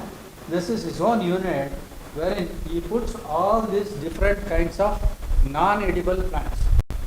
Non-edible plants. So he allows these things to ferment for minimum for about 3 weeks, and later on, entire thing will be drained into a common pool. From this pool, he pumps this into the main tank. This is the main irrigation tank. From here, it flows to the entire plant. Look at this. This is the one. Even likewise, he pumps the cattle shed waste water also. So this is the one. And, I think this we have taken from Madhya Pradesh or so. The entire village has got a common biogas unit, very big biogas. From there, the entire biogas slurry has been pumped into a big pond, and from here they can draw the water for irrigation. So all these crops are there. He is Mr. Sundaram. It is his field. So the entire crop. Actually, I think Mohan Kumar might have observed in turmeric, he grows not less than 5 to 6 crops. In turmeric, he grows not less than 5 to 6 crops. And also, have you observed his guava plantation? Guava plantation never allows land to be exposed to the sun. Always it's covered with a mulch. I think with this, I complete this. This is Subhash Sharma sir. It says produce. Each one weighing more than 30 kgs. What you were saying, I took this slide from him. And I think I have completed this with respect to the liquid organic formulation. I'd like to discuss for about 5 to 7 minutes soil properties. Out of since many of you are from the research background as well as teaching, what this one research topics you can take up either for the short term or the long term. Short term, the resource generation, whatever the green manure, composting, whatever you want. So studies on those things you can concentrate. Nutrient release pattern, this is mainly on field as well as pot culture studies. You can take organic preparations, organic pesticides, farmers' perception about the organic farming, not natural farming, even the social science people can take up this. Consumer perception, extension, economics, something like that. Medium, soil health and sustainability, crop research, agrotechnics, concentrated organic sources of nutrients, and the long term, I think what we are interested is nutrient dynamics in the soil, ecosystem services, soil properties and economics. And the next thing is natural farming and soil properties. I'm not going to talk much on this because when we started pooling the data from natural farming results from Karnataka, it was not, there was no consistency. Finally, my friend Dr. Shivamogga and myself, we discussed, actually I requested him to, he said, sir, there is no consistency in results from one year to other year, subsequent years, or one station to other university, something like that. So we left it and we have come to this. If you look here, there are 7 different international organizations. They have listed the global priority analysis of agriculture driven impacts on environment. So what we have seen is soil degradation. If you look this, out of 7, 5 different international organizations have identified soil degradation will be a major threat to the agriculture and also the environment. So in light, I would like to have this slide. If you look to this, again the same soil sample, if you consider this about a 30-year soil, and this is what you see here. Now only nutrients are there, no other material which can be a source of nutrients for the soil flora and fauna. This is the fate of today's most of our, not only in Indian soil, most of the world soil scenario. Right? And if you look to that, how this natural farming helps in improving the health of the soil. The soil cover, there is a mulching, so reduced soil disturbance, plant diversity, no chemical fertilizers and liquid manures. All these things will going to affect both soil physical and chemical properties of the soil. Right? How and other intricacies, I leave it to you because shortage of time. Right? So all these things will have a bearing on soil physical and chemical properties. Once the soil physical properties are improved, naturally the biological properties will follow. It's a general trend, right? So, and the botanicals, definitely botanicals as well as the liquid manures, the biological properties will be going to improve upon. And this is one of the studies showing that these are all the different genera of microorganisms. Look at that, more than 100 genera of different microorganisms are seen or observed under natural farming system, right? And few of them are Bacillus, Pseudomonas, Streptomyces, Rhizobium are the major microorganisms which are seen in the soils from the natural farming. And this is what I wanted to say.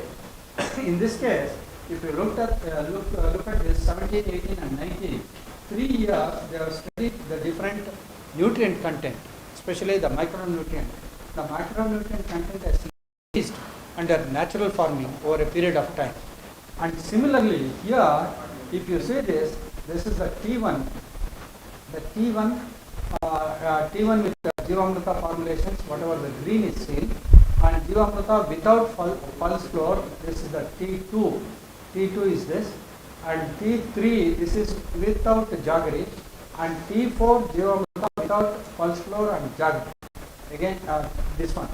And what I was referring to was that though this experiment was conducted in 2017 to 19, whatever the results we found out somewhere in 2007, even today they work. Look at this. The higher population was observed somewhere in 8th, 9th, 10th, 11th day. And similar studies or the similar trend was recorded about 10 years before what they have conducted at this station. This is what I wanted to discuss with you. And one more, the Chaudhary effect of natural farming on yield performance and soil health, nutrient uptake in wheat, gram, escarpment in this is in Himachal Pradesh. If you look at here, the pH, EC and organic carbon content, if you look at this for different eight treatments, the soil variation or the changes in soil pH or any other soil parameters was not that drastic. There was a what I can say is a steady changes in soil parameters, soil pH, soil EC and the organic carbon content. And the same study indicates NPK. You look at this in the year 1920, it was 262, 268, 275, 282. There is no much change in the nitrogen content in over a period of period. But what happens is that the nutrient use efficiency is increased in case of organic farming, and also nutrient losses will be reduced to a great extent. That's how the performance of the crop is very, very good under the organic farming situation. The bacteria, fungal actinomycetes and dehydrogenase activity, they follow the similar trend in different components, right? This is what I want to say, that natural farming, healthy children, healthy nation. Now I am told that the 11th generation computers are going on. But the thing is, you have to look to the immediate next generation, not the 11th generation. Right? Thank you. Thank you very much. Thank you. So, yeah, traditional liquid organic manures can be used in organic cultivation crops. Right? Rich sources of beneficial microorganisms such as P. salubrices, actinomycetes, fungi and other beneficial things. And contains many growth promoting substances, auxins, catechins, gibberellins. Some of them help in controlling the pest and diseases. Yield could be increased in organic or natural farming, and natural or organic farming improves the soil physical, chemical and biological properties. And the last one is that we don't grow plants, we grow soil. Soils grow plants. Right? Thank you. Thank you very much. Right. So if there are any questions, I can take for 5 minutes. That's what I told you. Yes, sir. Yes. You explained about anything. You also told that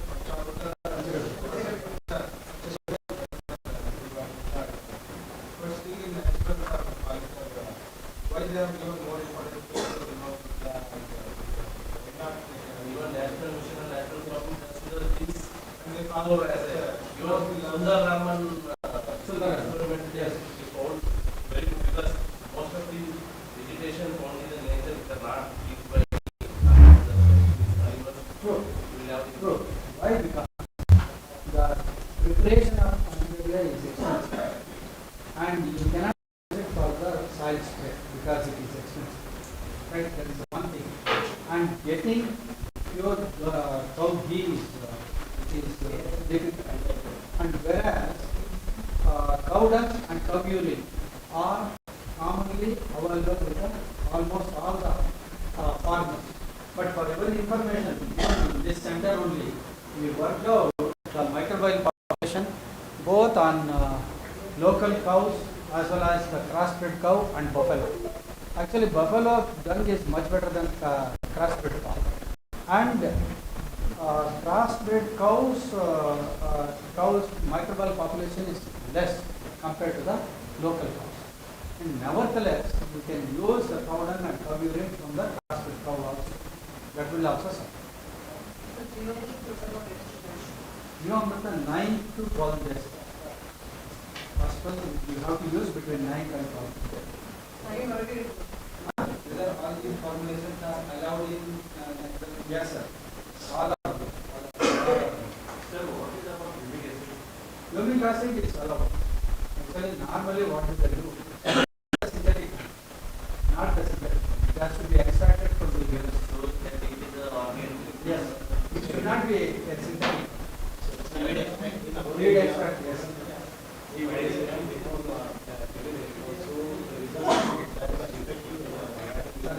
Definitely not, because it reaches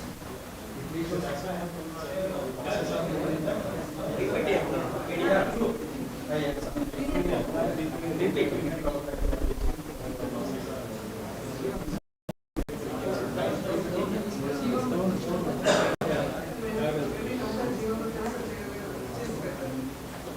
I feel, yeah, after production, for the soil reservation, for immediate results, right, in combination, both are foliar or Panchagavya is better. For soil reservation, Jivamogga is better. Sir, what is the dose of Jivamogga? Jivamogga, sir, actually we went up to liters per hectare for application. In case of medium duration, we applied in rice. Wherever we applied rice, we got excellent results. 2,000 liters per hectare. Like almost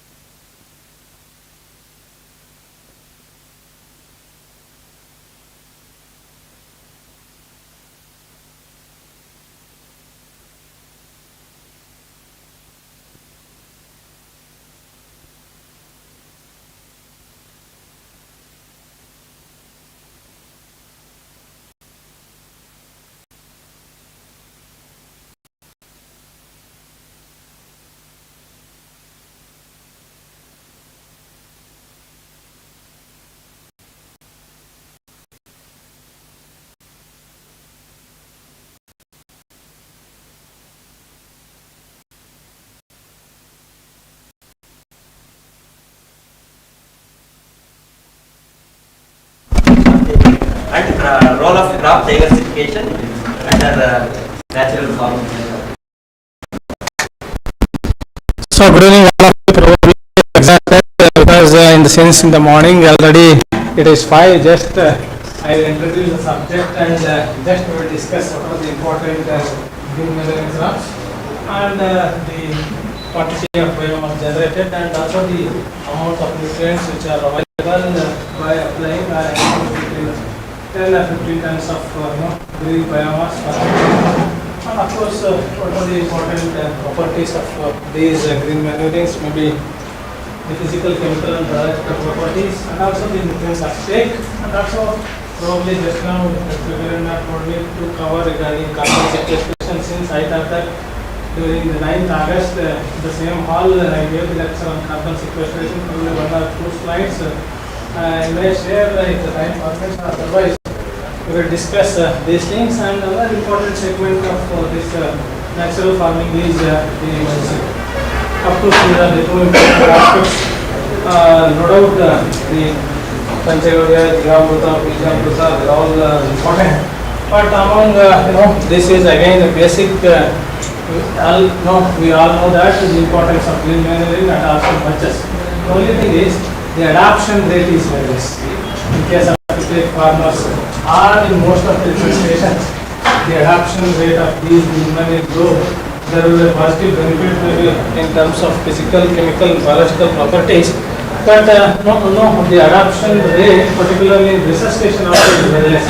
Probably this is unusual year wherein we have only recorded around 674 mm at GKVK against 920 mm this year probably in dairy and agriculture.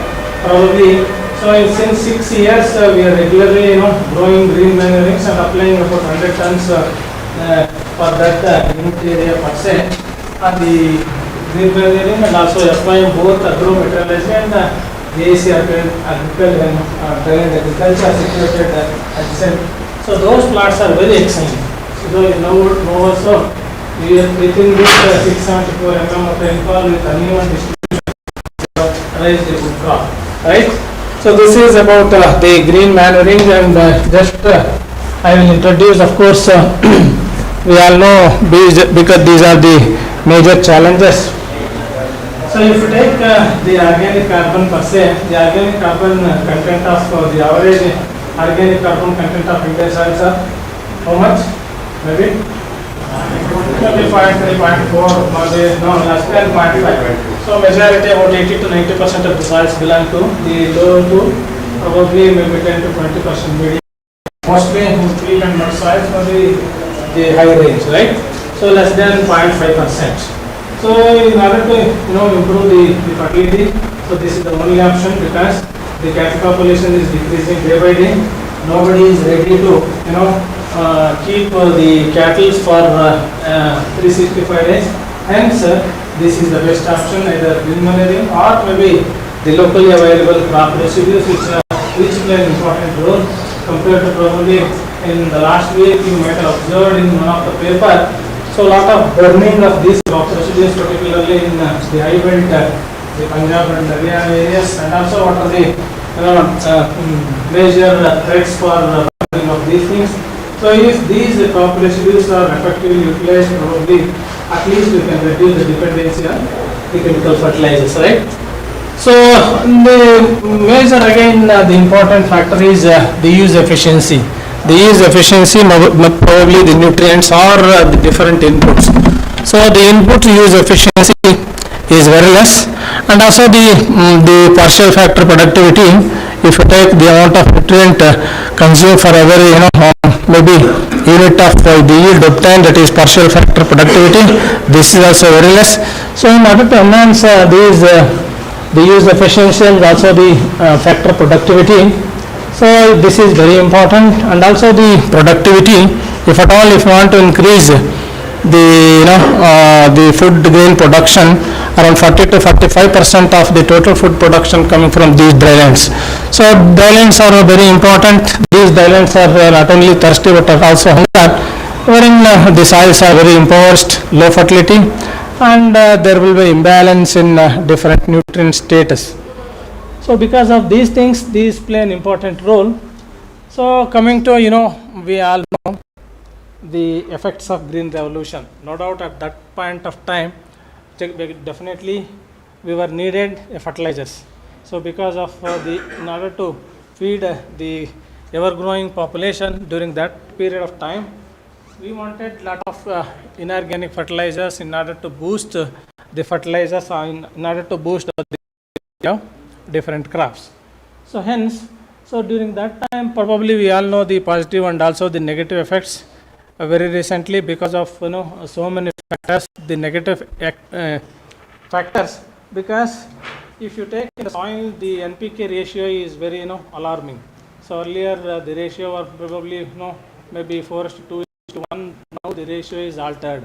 So because of this, there is an imbalance in the nutrient availability, particularly at different agroecological zones.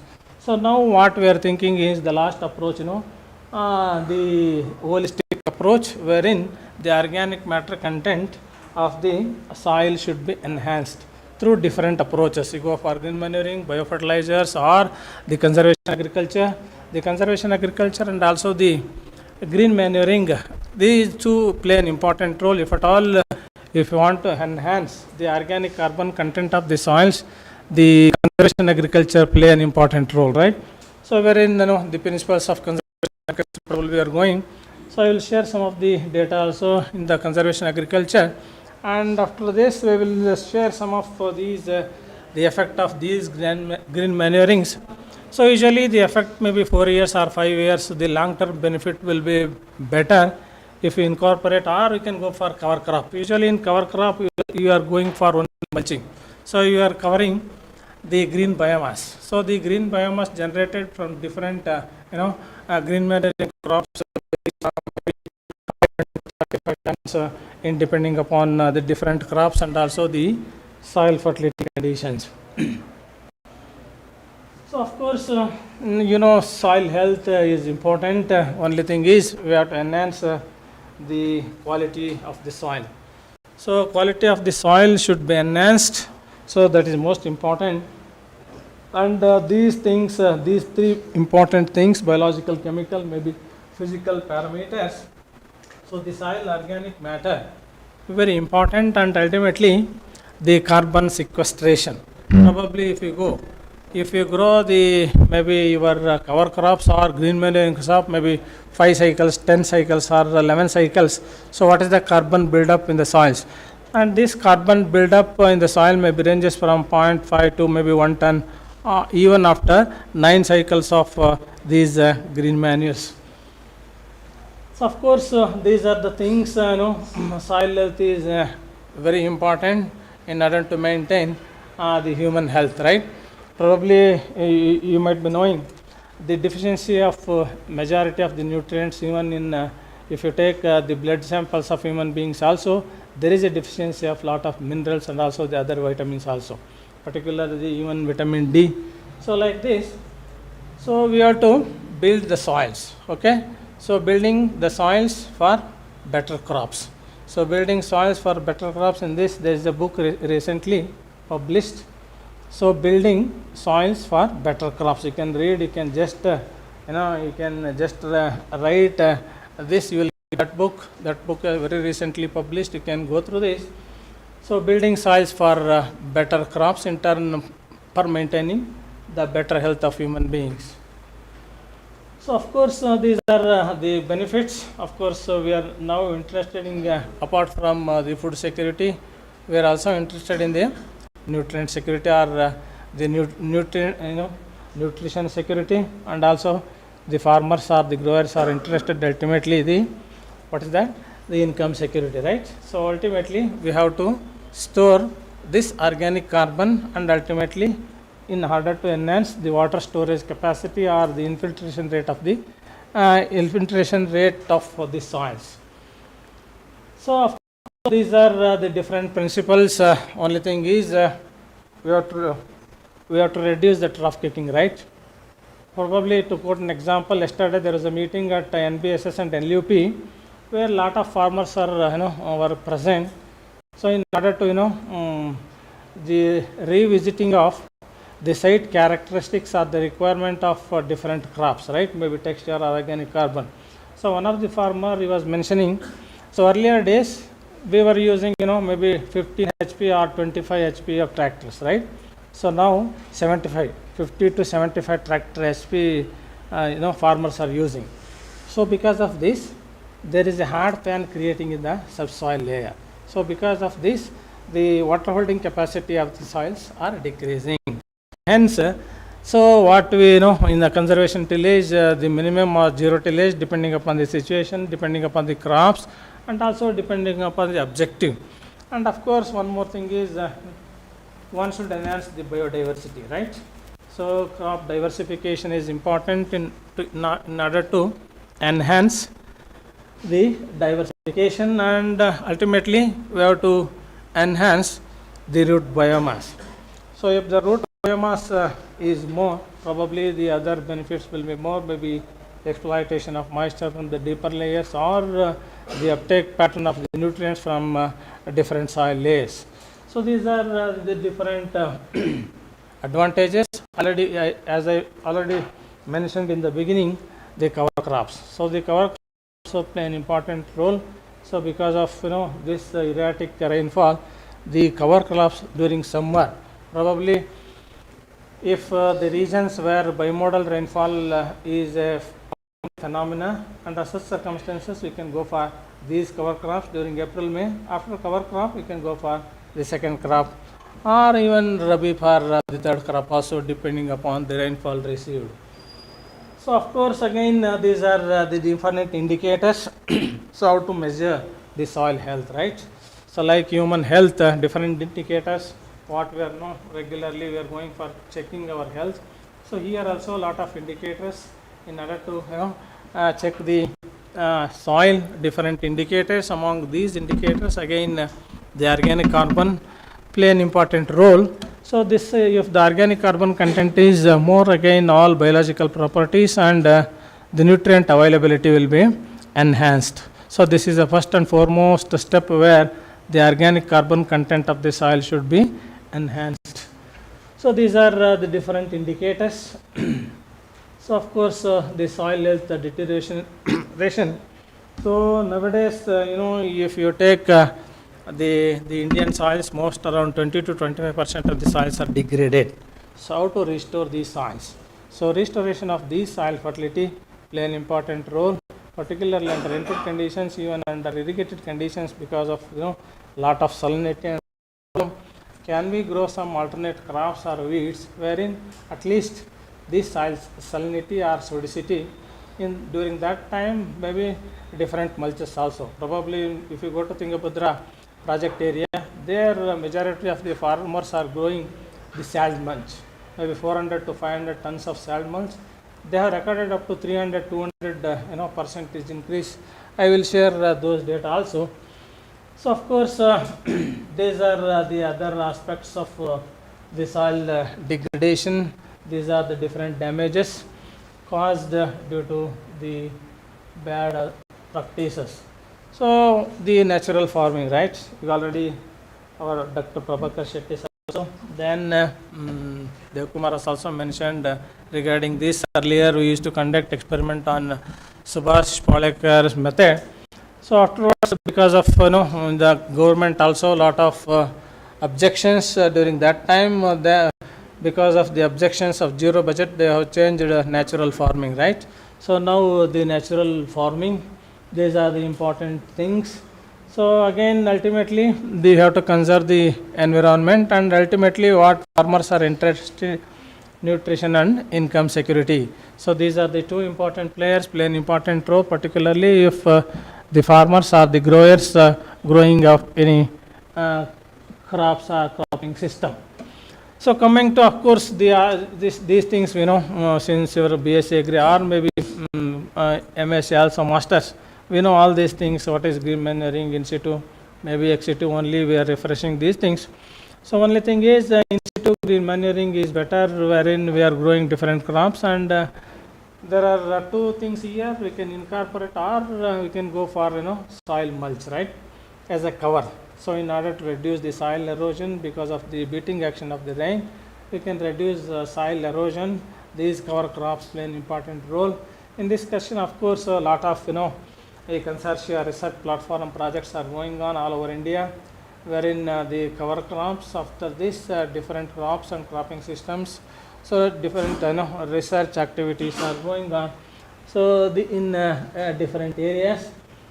So these are the green manuring. So of course in situ and also the ex situ. So ex situ. So in the bunds probably if you grow the different green manuring, maybe your Glycidia or other traditionally grown the green manures, we are harvesting those things and we are placing in the main field, and afterwards we can incorporate or you can go for as a soil mulch. So of course these are the different green manurings. The biomass production varies depending upon the species and also within the the variety also within the species. The biomass generation, the quantity of biomass produced is vary from even among the crops. So in this connection, of course, lot of experiments are going on. Here we have conducted one such experiment at US Bangalore. So where we are going horse gram during early. So we are receiving the bimodal rainfall during probably March, April, May. March also we are receiving some quantity of rain. So during that time we are growing horse gram or cowpea or sunamp as a green manuring crop. So afterwards we are growing a finger millet crop, right? So ours is a finger millet based production system. Activities we have to play with the finger millet. So finger millet is a base crop. So finger millet production system, in drylands.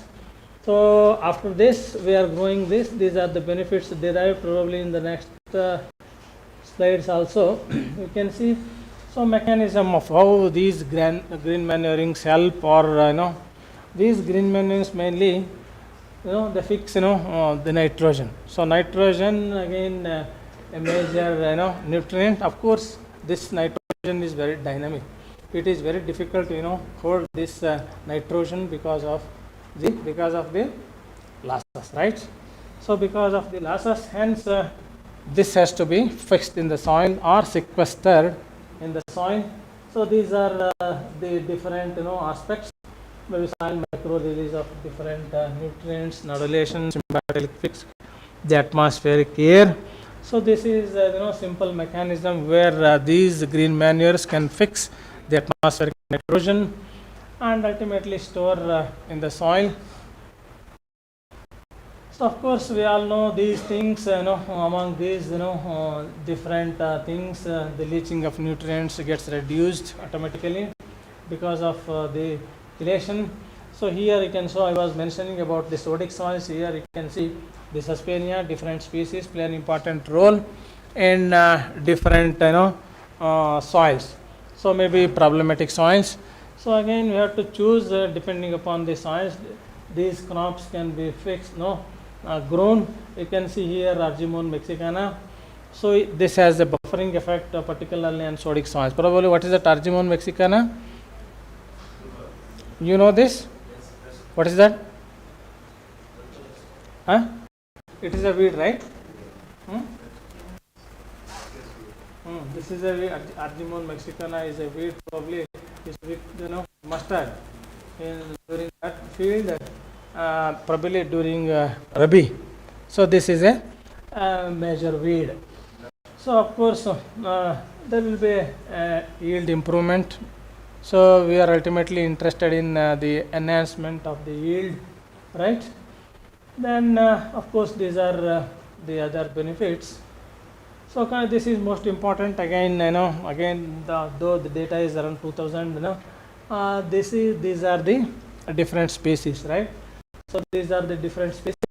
So nowadays the phosphatic fertilizers, the reserves are very less, and hence we can choose depending upon the soil. So the nutrient content of these green manures are very, you can see. So I have marked particularly the Suspenia aculeata with respect to the nutrient content of nitrogen, then the contribution of nitrogen. Then of course again if you go for different species of Vigna, where you can see the nutrient contribution, particularly the P2O5 is more, And if we take the Suspenia rostrata, again the nutrient contribution is more with respect to only the potassium. So depending upon the soils, you can go for these things. So apart from this, lot of farmers, probably somebody from Andhra Pradesh, wherein in Tungabhadra and also in the Nagarjuna Sagar Dam, where the farmers are growing one species that is called Philippus, you might be knowing. So this is a predominant green manuring crop. So before paddy, they will spread these things, and afterwards they are incorporating. Definitely there will be improvement because of high vegetation, because of this Philippus, that is casual species. So because of this, definitely there will be improvement. And the biomass generation again varies, because even within the same place, because of the rainfall and other climatic conditions. For example, at Bangalore, in case of Gram, we have recorded about 12 tons to 33 tons, as high as 33 tons per hectare in different years. Whenever, if the years are wet years, during that period, probably the green manuring, the biomass generation is more compared to other crops. So again, these are the perennial green manuring crops. So apart from this also, among these again, Pangamia, again most of the area, Pangamia is a better species, very hardy species. Most of the farmers using this even in paddy fields also. In submerged conditions, whatever these biomass obtained from different areas, maybe in fallow land all along the bunds. So this is widely used. So of course again this is cowpea. Apart from gram, you can go also cowpea. Afterwards some finger millet crops or other the crops which you are interested. So again here cowpea we have released one variety particularly for drylands. So 38956-1, this is the variety released from our center. So this is a very good candidate for drylands. So even if the rainfall is less, you can get at least the biomass, more biomass from this variety. So we are widely using this variety. So before taking off, these are the advantages. We have worked out the finger millet, the whatever the crops, we have to ultimately work out main crop is a finger millet. Of course, the green leaf manuring. So we like this, we can grow lot of green manuring plants along the bunds or in fallow lands. So these are the benefits. Of course, they have they worked out the impact. Also, the upscaling was done. So this is the benefit. Then of course these greenhouse very play an important role. Once the soil fertility is enhanced, definitely the crop growth will be better. The crop growth and development will be better. So you can see here this is a long-term experiment wherein we have conducted the experiment. Of course this one is we have started during 2011-12. Still this experiment is going on in the same spot. So we are recording different observations, maybe soil and also even plant observations. So these kind of activities are going on. So both ex situ and also the in situ green manuring. And you can see this is this is the yield obtained in different cropping system, maybe finger millet if you include as a monocrop, or maybe horse gram or cowpea as as a pre-monsoon crop during that period. So this is the data generated. You can see here whenever we are whenever if you include the horse gram, definitely there will be a better growth of this finger millet, ultimately the better yields. So again here in cotton, again an important crop. They have studied different green manuring crops. So here lucerne play an important role. You can see here the even quality parameters of this cotton also improved because of this. Then so again these are the different green manuring crops grown at different places. Only thing is this data also vividly indicates that these green manuring crops play an important role in enhancing the yield. So again one important thing is brown manure, right? What do you mean by brown manuring? Brown manuring. Huh? Probably this is a practice widely, in Tamil Nadu, right? In paddy, this is the paddy field where they are growing some green manuring there. So afterwards, they will go for some herbicides. So because of the herbicides, the plants will dry up, and they add lot of residues.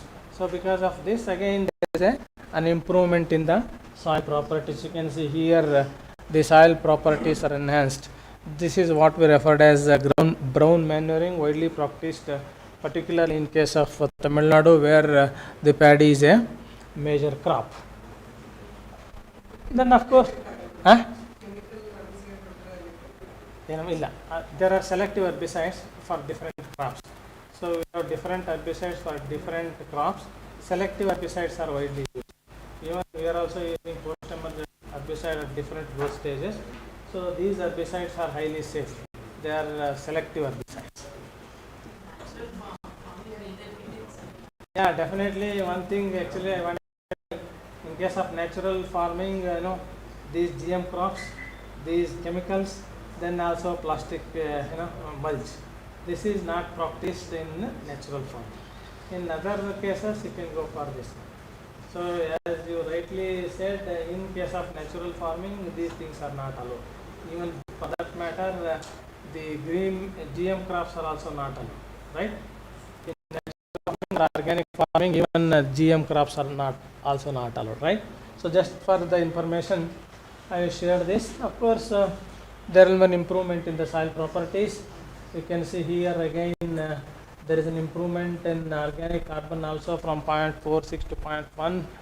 So if you take, in different, the literature says that if you grow organic, green manuring crops, the organic carbon, the carbon buildup varies from 0.8 to 1 ton per hectare. After maybe 6 or 7 cycles or even 8 cycles. So of course this again, this is another data. Then again, here again before incorporation of green manurings and after incorporation, so the organic carbon content you can see from Daincha. Again, growing of these green manures plant, varies with the soil type, right? If the soil content is little bit higher clay content, you can go for Daincha. If the alphizols where the sandy soils are there, you can go for the other green manures, maybe Suspenia or Sunyam. Of course, again, so probably I searched because of this. Again, this is one of the important crop where in Karnataka, Aracanut is a major crop, right? So Aracanut is a major crop or profitable crop, probably because of this reason. Even in plain areas also, every day planting is going on, right? Somebody was telling day before yesterday, probably the area is now more than groundnut or sunflower area in Karnataka. So like this, farmers are, because very high income. So farmers are getting in 1 acre where 800 to 1000 plants, maybe 4 to 5 lakhs per acre. So because of this, farmers are interested to go for this Aracanut. So in this Aracanut, weed menace is a major problem. So in that case, this mucuna is velvet bean. Velvet bean, it is scientifically called as velvet bean. In most of the farmers field, you can see this lot of biomass generation. Probably Dinesh probably growing in his area also. Most of the farmers are growing. Indian Institute of Horticulture Research, they have released the varieties in mucuna. A lot of seeds are available. You can, if you want, you can try this. So, lot of biomass generation will be there in this crop. So, of course, at different places, maybe Akola, even Maharashtra, other where the soil fertility, maybe cotton here is a major crop. So, again, I don't want to go these things. There is an improvement in the this thing. Again, I already mentioned the quality parameters are also improved because of these green manurings. So weed density, right? So again, in natural farming, organic farming, the weed menace is a major problem, right? So because of this, you can go for these green menace. Definitely, the reduction in the weed population will be there. So what we referred in agronomy is weed smothering efficiency, right? So if you grow horse gram or maybe cowpea, these two candidates have weed smothering efficiency. Even for that matter, other green manure also. So probably that might be the reason where the dry matter, you can see if you include only the inorganic, the dry matter of these weeds is comparatively better when we include the green manure in crops. And most of the farmers, in between the crop rows, they are going for vegetable semen. Even coriander. Coriander is a better candidate in order to suppress the weeds than other leafy vegetables. In this connection also, a lot of experiments at different places they have conducted, and they concluded that these leafy vegetables also, even see either the crop rows maybe 30 centimeter or 60 centimeter, you can go for these vegetables to suppress the different weeds. So of course some limitations will be there, the competition, and also most of the times for these crop residues, so the termites, major problem. So termites, again we have to manage, particularly in red soil sulfisols. The management of these termites play an important role. Then of course the second aspect is mulching. So mulching is also very important. I will quickly go through these things. So mulching, the advantages probably in the previous slides, the advantages and other things because of mulching. So only thing here, this is the main mechanism where this mulch works. So this reduces the solar radiation. When the solar radiation reduces, probably the plant, so there will not be any chlorophyll or the photosynthesis, the green matter. So because of this, definitely there will be a reduction in the other weeds also. These are the other benefits, maybe moisture holding capacity, so other things. So you can see here again, this is an important data where you can see here the evaporation and also the transpiration rate. So when the population is 100%, definitely to simple, if the plant population is more also, the evapotranspiration is more, right? Even if you maintain 100%, the evapotranspiration is less. If you go for mulching, definitely the evapotranspiration reduces. For example, if in any cropping system there will be crops and weeds, right? So crops and weeds. So the transpiration coefficients of weeds is comparatively higher than your crops, right? So thereby, so again this is very important even if you maintain the 100% population. So mulching sometimes proves better in different these things. So of course these are the comparison between mulched and the unmulched soils. Then of course these are the major advantages. As you all know, suppressing weed growth, reducing evaporation, mainly this is important. Then of course even these plastic mulches are not allowed even in organic and natural farming. Anyway, if you go for mulching of any other material, there will be a positive effect. Then of course soil conservation is very important. Different mulches you can go for like this. You can go for maybe your conservation agriculture or the other things. So selection of mulch material also, this also play an important role. Then these are the other mulching materials. Then of course these are the type of mulches, organic both and also the inorganic. Of course according to the need in different places you can go these things. So crops receive mulches, the stubble mulches, trash mulches in different crops, or maybe straw mulches. So again straw mulch, this this is chili, again a predominant crop. You can see the effect of residue cover on soil erosion also gets drastically reduced. So again gravel, and also I was telling the salt mulch, right? So Bijapur here a lot of research activities are going on. So these kind of mulches, gravel, sand, even sand mulch activities are also going on, particularly in case of Rabi Jawar. So this is the mechanism of evaporation reduction, right? So I wanted to ask one question, right? So repeated intercultivation, no? Repeated intercultivation probably holds moisture than ever, without intercultivation. Why? Huh? Uh-huh. Yeah. Yeah, capillary movement in the sense, if we crack these things, no, whatever the water column, so water column will be there, water will move horizontally, even vertically also. So whatever the the capillary force, the water, whatever the moisture content will penetrate downwards.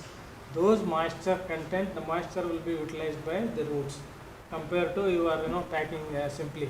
So this is the main advantage. This year we have noticed clearly this effect. So because of this, we have to go for frequent intercultivation. It is called as soil dust mulch or soil mulch. Of course, again this is a lot of data where this thing dust accumulation in different cover areas. Then you can see I was telling you about the sand mulch. Of course, the sand mulch rate varies. You can see the yield advantage. Maybe this is the huge advantage, particularly in some parts of Raichur and also some parts of Bijapur. So this is the advantage. They have tried in different crops also. Of course, this is a pebble mulch, probably in Israel. So in Israel, getting labor is very difficult. So in during Israel, this is a practice widely used. Once they spread these pebbles, probably the weed growth will not be there. Even in small parts also they go for these pebbles because they will not get even labor for pouring also. In every household also, in front of the house, one jug putting one jug water is also very scarce commodity there. For that also they have made drip on these gravel types, right? So of course this is the advantage or the benefit again at Bijapur. These are the activities going on at Bijapur. So again this is one, I can see the wind velocity with respect to the erosion in relation to the. Of course vertical mulching is a common phenomenon in black soils, right? So this clearly indicates there will be a better advantage. So particularly to check the running water because of the low infiltration capacity. Of course, this is again the merit of this vertical mulch compared to the non-vertical mulch. So again live mulch, right? So this live mulch, a lot of projects again. Experiments were conducted even at US Darwin and other universities where different live mulches, maybe vegetables or even styloxanthus and other things. So these kind of things you can also grow in between these crops. So again this is again conventional tillage. I was also mentioning because of the heavy trough kicking, the hard layer gets there will be a creation of hard pan. Of course, soil properties, there will definitely improve in the soil properties. You can go for in this, since it is a natural farming, you can select whatever the materials you want compared to these things. These are the soil moisture enhancement, then tillage. This also you can clearly indicate that the moisture content will be better. Then of course crop growth and yield, again this is the data obtained our center. Again this is the one variety in chili. There is one variety Chikballapur local, a pungent variety, and we have released at our center Samruddhi, a green chili, and you can clearly indicate particularly dry lands when you go for mulching, definitely there will be advantage, and this year also we could notice a clear-cut difference in these things. So these are again the different advantages: minimum tillage, even no tillage, even sugarcane trash also they have tried, again beneficial. Then even groundnut also they have tried at some research stations. Then here again, one more thing here, the uptake weeds. Even the flower production will also be more whenever go for these kind of things, particularly in groundnut. I will show in the next slide probably. When you go for, you can see here the wheat straw mulch, the total flower production will be more because of the moisture content and other things. Then here also the mulches on weeds also we have discussed. Probably you can see different the crop residues having different allochemicals. Sometimes these residues can kill or harbor different weeds also, right? So depending upon the chemicals, maybe coumarins, different acids, these are the allochemicals are released. Depending upon the allochemicals, there will definitely influence on the most important parameter is the microbial aspect. Definitely there will be an enhancement in the microbial enhancement or the population. So because of this there will be a enhancement in the yield. You can see here the microbial or other organisms, the population is more. Then of course you can see here again one study conducted the greenhouse gas emission. Also you can see there will be less reduction here. And of course mulches, some again demerits, maybe slugs and snails, ants. Already mentioned, I was mentioning the termites is a major problem in the red soils, right? So of course these are the limitations, maybe pest problem. They sometimes these materials are very costly, even if you take the organic also very costly. So of course majority of mulches play an important role, even in manurings, in order to enhance the soil fertility. You can see here since 2011. So this is the activities we are conducting at the same spot. So these are the two important green manuring crops. So as I said in the beginning, we have recorded from 15 to 33 tons per hectare in different years since during 2011 this is going on. So this is our station where these kind of activities are going on, right? So this is all about these green manurings and also mulches. They have told me to tell something on carbon sequestration. If at all anyway slides are there, my presentation is there here. I will give it here, leave it here.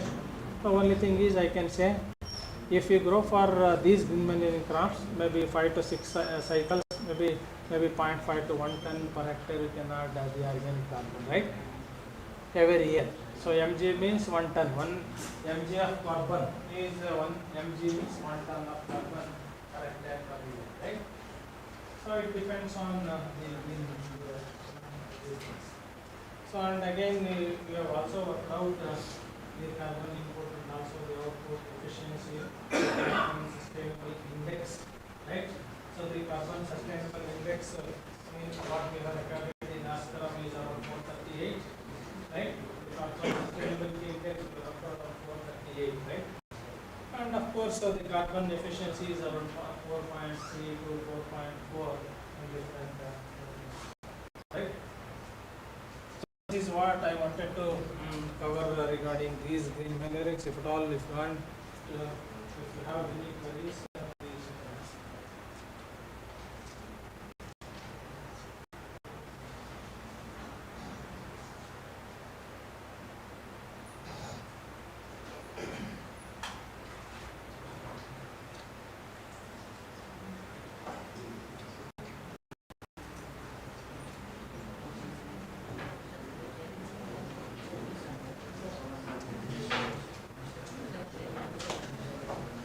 So what kind of green manurings we are doing, particularly in Napoli, Albani? What kind of green manurings we are doing?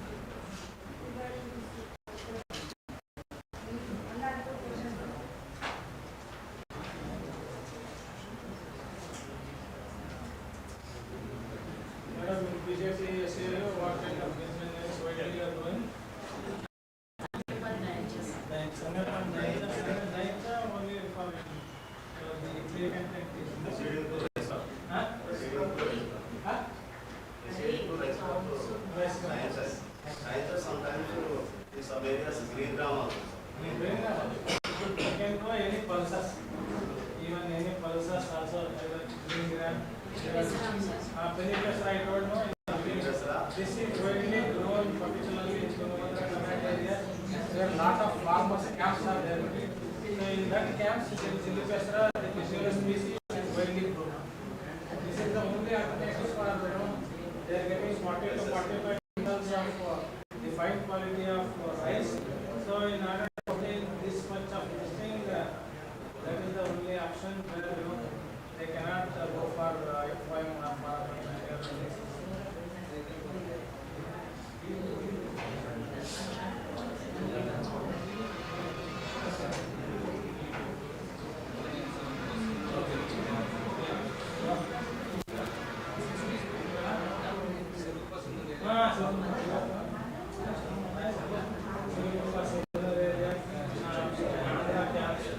seed is also available there. Majority of the farmers keeping these seeds and they will go for this is a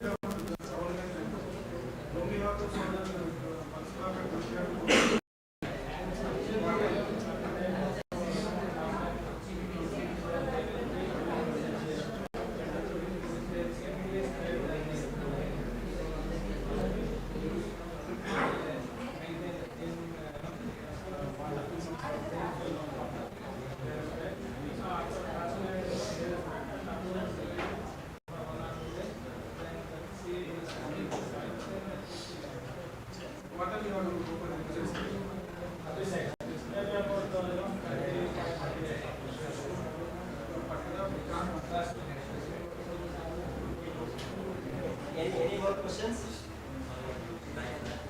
No. If there are no questions, of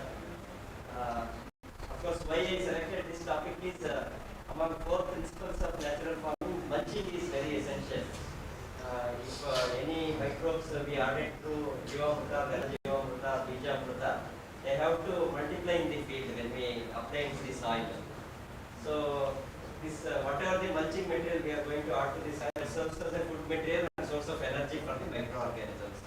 So in that way, if at all if natural farming is to be successful, mulching is very essential.